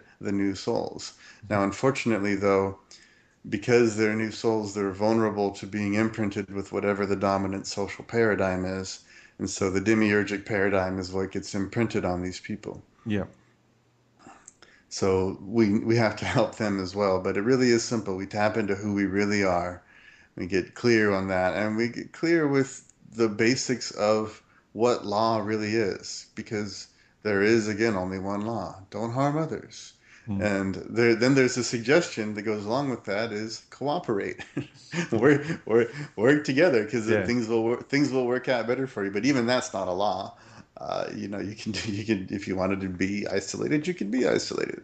Yeah. But the suggestion to cooperate is really what it comes down to. So once we can set up a cooperation based society where everyone contributes what they're good at Mm. and everyone contributes without needing to be better than or have more than someone else, Mm. well, then we'll be right back on track of where we were before we got knocked off track. Yeah, and you have this sense of knowing in these communities what needs doing. Not even a sense of knowing. There is a just clear knowing of what needs doing and who's going to be doing what, who's actually doing what at that present time. Because you, when I was back in those other realms, consciously back there, because I'm still there, but when I was consciously there, it was a total knowing of what needed doing and who was doing what at any given moment. It was really amazing sensation of this real peaceful, harmonious, synchronistic unfoldment of life. And the moment when somebody wanted to venture into something new or different, it was instantly felt by everybody. And it was joyous because it was the promotion of creativity or something new. And then people would feel into their individual souls and the calling would go out and people would know it's their journey, it's in their soul's growth and their path to actually get involved in that project. Whereas other people go, oh no, that's not for me, you know. Hmm. It's really, and the knowing's instant and it's just there and it just emanates from within. It's just quite amazing. Yeah, and so that inner wisdom, that's making a comeback Mm, on this planet in a big way. mm, And so before long, all of the lies will be exposed. The truth will really come out. A lot of people will be pretty surprised. A lot of people won't. A lot of people will just be glad that the truth is finally out, mm, and then we can get on with the business of, removing psychopaths from their positions of power, removing positions of power in general, and returning to cooperative, collaborative, community-based endeavors that then cooperate on local, national, regional, and global scales with each other. yeah. So interesting you mentioned the word truth. We touched on it briefly, the concept of truth and during the break. I would love for you just to share a bit more of that wisdom here at the moment because of the idea of, all this like truth can never be known or all truth is relative. And there's all these different notions that get propagated out there, these philosophical notions and ideas that at times can be quite toxic, I feel. Absolutely. In fact, that's one of the most toxic ideas I think is out there, is that there is no such thing as truth, Mm, that truth can't really be known. This is very much of a demiurgic concept. mm. No, there is truth. Absolutely, truth exists. Lies exist. I mean, if there was no truth, there couldn't be lies, right? Exactly. It's like kindergarten level logic here. It's not really that vast and cosmic. It's that yes, there is truth. And you get the There, saying too, they go, oh, all truth is relative. yeah, truth. Oh, well, my truth is different from your truth. Well, no, that's what we call opinion or preference. Right? My opinions are different from your opinions, but I can state truthfully, for example, that such and such of an event occurred, right? I can say this event happened.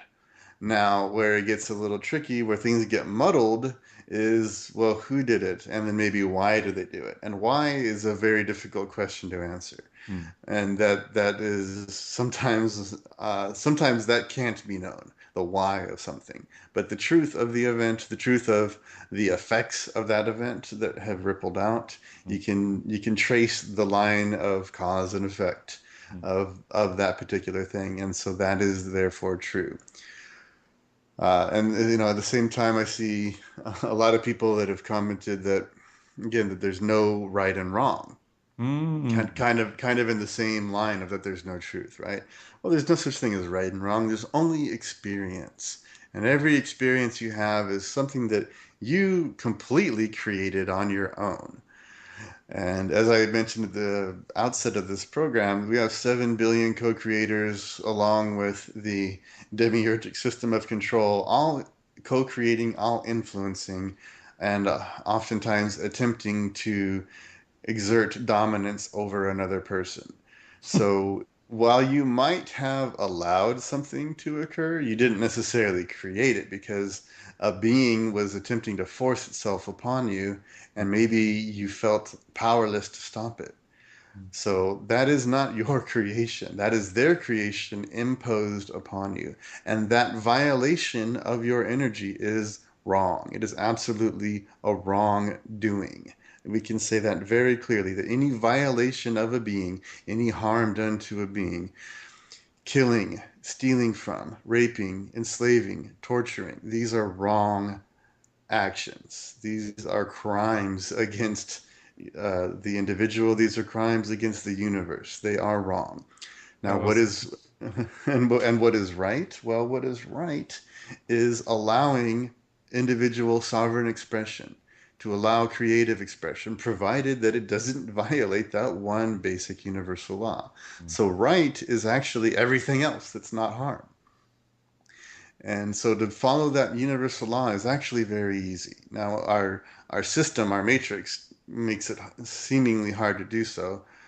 Makes it seemingly hard to even purchase the products necessary for survival that aren't made in a sweatshop somewhere in China, where those workers are being abused and enslaved. And so it makes it sometimes hard to make that right choice because some people just have to have that iPhone, right? yeah. But I would say, so get rid of the iPhone, do your brain a favor, uh, get, turn that cell phone off, and just harken back in time to the good old days of the 1990s when nobody had a cell phone, or when cell phones were the size of a boot Yes. that you lugged around with you and you got by just fine without that cell phone. We have computers everywhere. You can send emails. You can turn your Wi-Fi off. You can save your brain from that Wi-Fi. And so we can say then that these devices that are harming us, they are committing a wrong against us. Again, some people could say, well, no, that's completely relative because I derive benefit from my device, right? I derive benefit from that phone. Yes, but it's a tool for information. It's a tool for communication. And there's other ways to do it that do not harm yourself. Mm, So right and wrong do exist. Truth does exist. It's true that these wireless devices are harming your brain, and that is something that you should avoid. So all of the it's the word for that is solipsism that says no. I define truth. What's true for me is true for me, and what's true for you is true for you, and actual truth can never be known because I because I create the entirety of my reality. All these beliefs are kind of intertwined, and they are essentially false. We have again 7 billion co-creators and a whole bunch of influencers and attempted dominators, all working to co-opt one another and to co-create something onto individuals that they would not choose for themselves, that they would not create for themselves. mm, And so, to anybody who says, oh no, we create every single aspect of it, just think about a child that's abused by their parents. Did they really create that for themselves? Can they do anything about it? No, that child is essentially helpless. There's nothing they can do. And they say, oh, well, they created that incarnation for themselves. Well, maybe, maybe not, because the beings that are in control of the astral levels on this planet can and do bump people into a family that they did not choose. Hmm. So they can alter the creation. So you come in with the plan, you've got the perfect family picked out, and then suddenly, when you're born, when you come out of the birth canal, you're like, wait a second, this isn't the mom and dad that I chose. What's going on here? Yeah. So there's a lot more going on than just a single individual's thoughts defining everything around them. Yeah, yeah, different. I suppose different levels of creative processes and the understanding of where those creations are emanating from. Because for me, when I went through some pretty serious levels of torture, experiences of torture in this life, it took me quite some time to reconcile with that and understand where all that came from.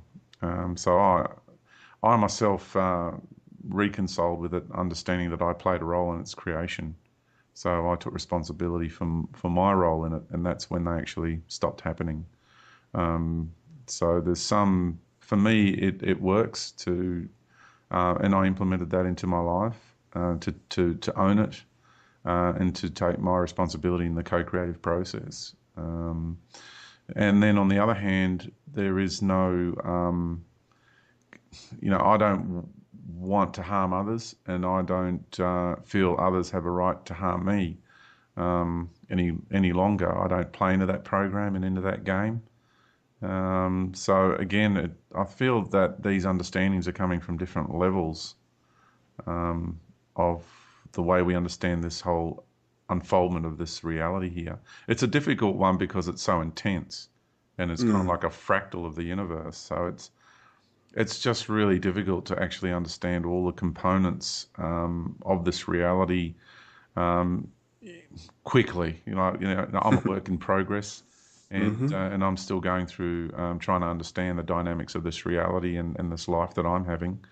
Right. But Well, one thing, well, I'm taking responsibility for my life was a really big mhm. step in healing my life.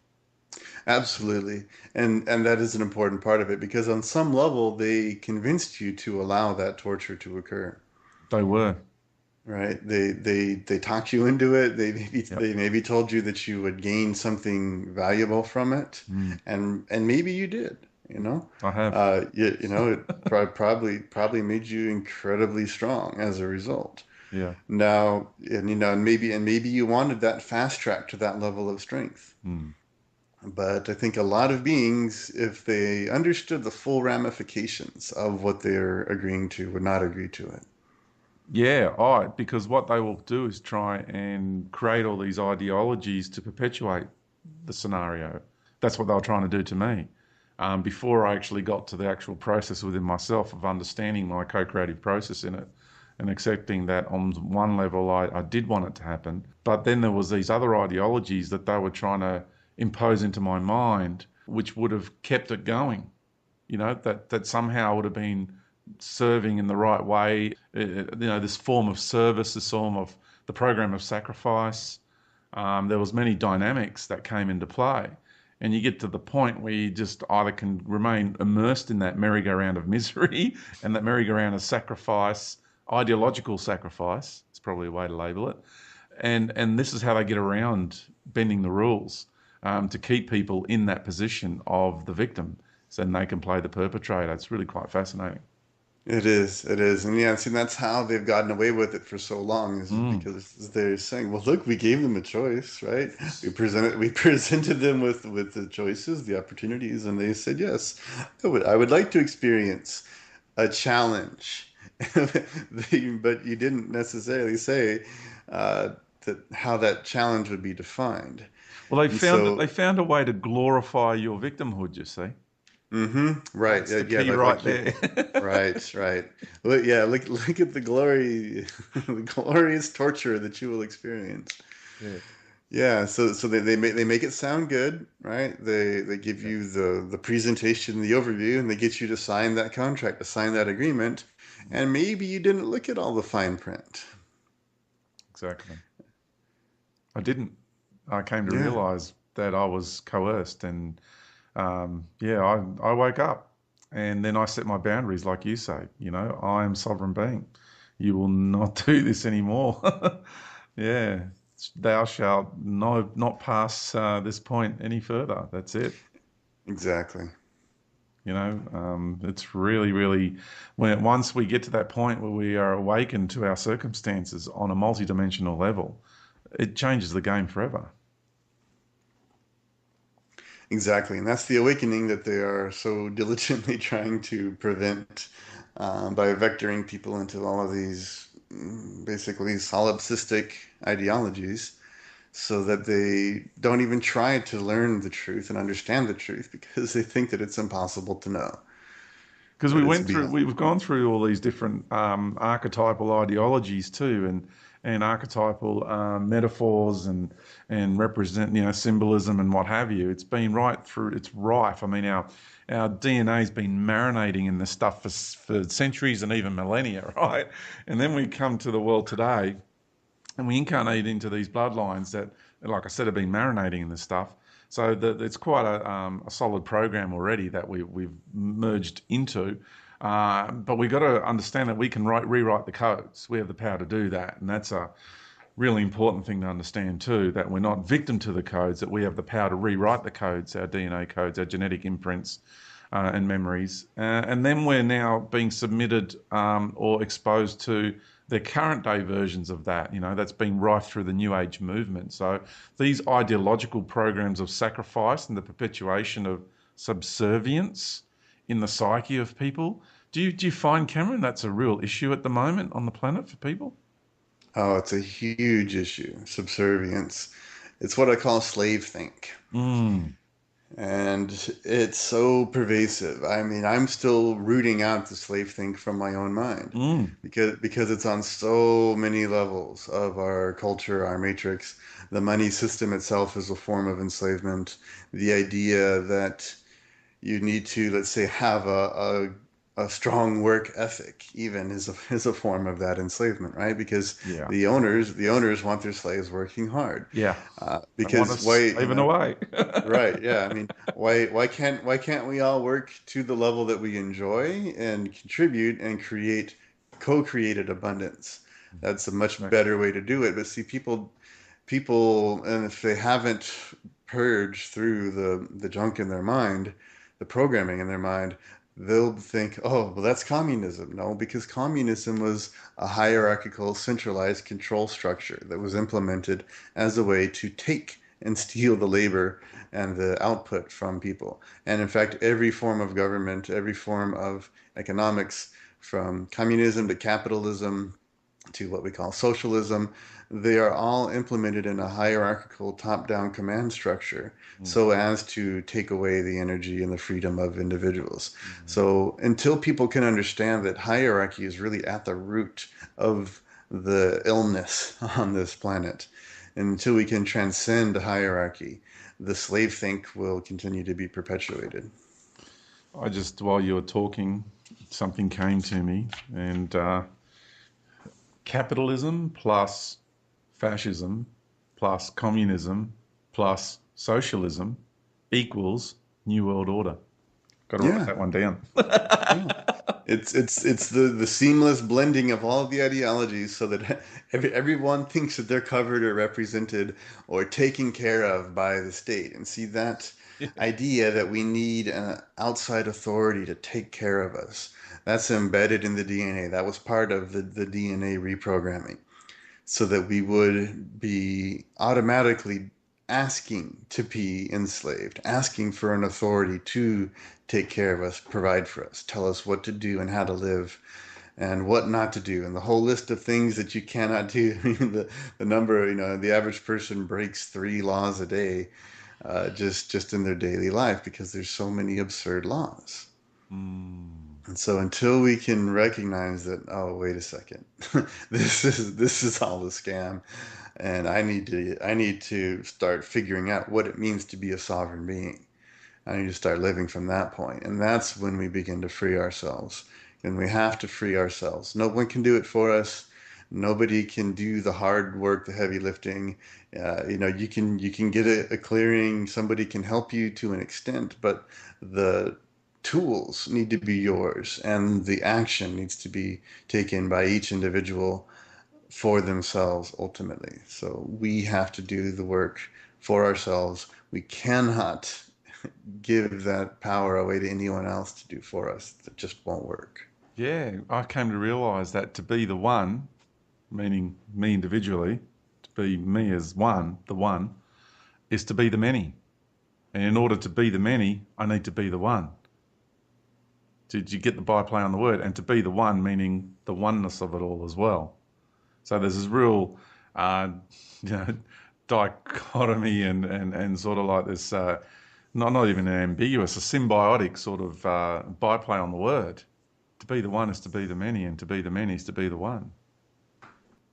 Just Yeah, I'm just kind of letting that idea sort of marinate for a moment. so the more I go into myself and focus on me, the more automatically I'm connecting to all of life. So service to self, funny enough, in this I would say holistic way, is really healthy. Not service to self in the ego eccentric power hungry way, Hmm. but service to self, as in I found that I needed to really focus on me and do my work on me. I needed to pull away from a lot of people in my life so I could really focus on me. And the more I did that, the more growth I experienced, and the more connected I became to life, and the more I was understanding people, and the more I changed. So it's really that form of service to self is very healthy, I found. Yeah, absolutely. Yeah, I mean, we kind of got, I think, a little polarized in the community on service to others and service to self because, Mm. again, it's really it's about balance. All of life is about balance. We need to balance those polarities within us, and we have to work on ourselves. And as you said, the more we do that, the more we then can connect and help others, serve others, and give to others. And really, it's about that ability to contribute. And that ability to contribute comes from the self empowerment. So when we nurture ourselves, let's say, when we're taking care of ourselves and doing the work that we need to do on ourselves, then we have no desire to selfishly impose our will on someone else. Yeah, and we find that we have more, um, a much better balanced approach in our communal service as well. Because before, what I found myself was running on the ideological idea of it. Okay, so I was running the program of service to others. I wasn't living the balanced approach of service to self and service to others, if you get where I'm coming from. Mm-hmm. Yeah. Because service to self has been poo-pooed in the New Age Mm-hmm. community, right? Yeah. And again, I think that's another poisonous idea that's been propagated because they kind of put this slant on it or this twist on it. Right. But if you're going to be sovereign, that means you're going to be autonomous as well. So what does that Correct. mean? You've got to be able Mhm. to be complete and functioning within your own beingness, within your own self. Only then, through that, do you then have the ability to be effectively in service to others. Exactly. Yeah. I mean, honestly, I find, like you said, that particular polarity has almost become a false dialectic. Mm, And that the truth really lies in the middle. The truth really lies in that sovereignty. Because sovereign means that you rule yourself. mm, You are the ruler of yourself. yeah. And in that self-rulership, there's no need or desire to rule others. And in fact, the need, the desire that comes out is the desire to help others, the desire to contribute. So it's a really important thing to understand that all throughout our world, we're controlled with false dialectics. Mm, Right? You've got the yeah. false version of good and bad. You've got the false version of light and dark. Right? You've got all of these falsehoods. You've got the false Yeah. version of truth and lies. that are keeping people from even understanding the truth, the actual truth. And that's why then people almost feel relieved when they're told the truth can't be known. They're like, oh, good, because I sure as heck didn't know what was going on here. It's almost like a relief in a sense to the mind that's been completely subverted by these false dialectics. Yeah. So it really is about transcending all those dialectics, finding that sovereign voice inside of you, ruling yourself and no one else. There's no need to rule anyone else. We can negotiate. We can work, we can work these things out. We can talk it out. Yeah. We can say, well, I would really appreciate it if you could do this for me, and in exchange, I could do that for you. Yeah. And if we can work these things out, we can negotiate. We can all be sovereigns. We can all rule ourselves. In fact, we have to. Yeah. That's the only way out of this situation is when we are all sovereign.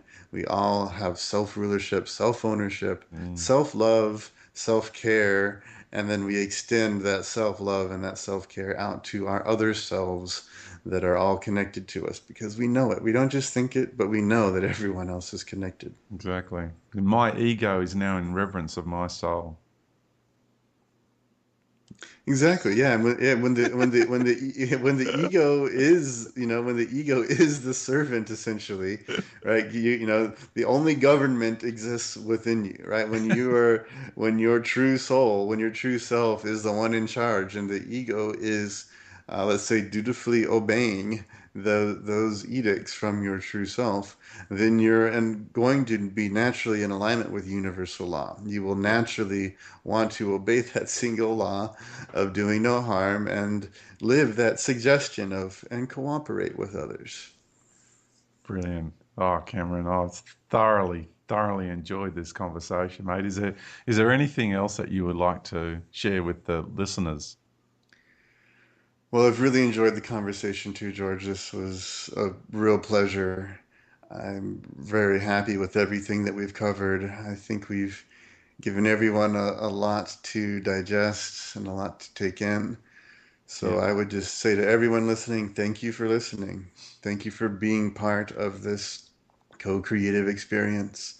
Yeah. And I urge you to claim your sovereignty, stand in that sovereign power, to clear away any and all blockages to that understanding of your sovereignty, and to join us in this journey of co creation, cooperation as sovereign beings, so that we can get this planet and this species back to where it's supposed to be.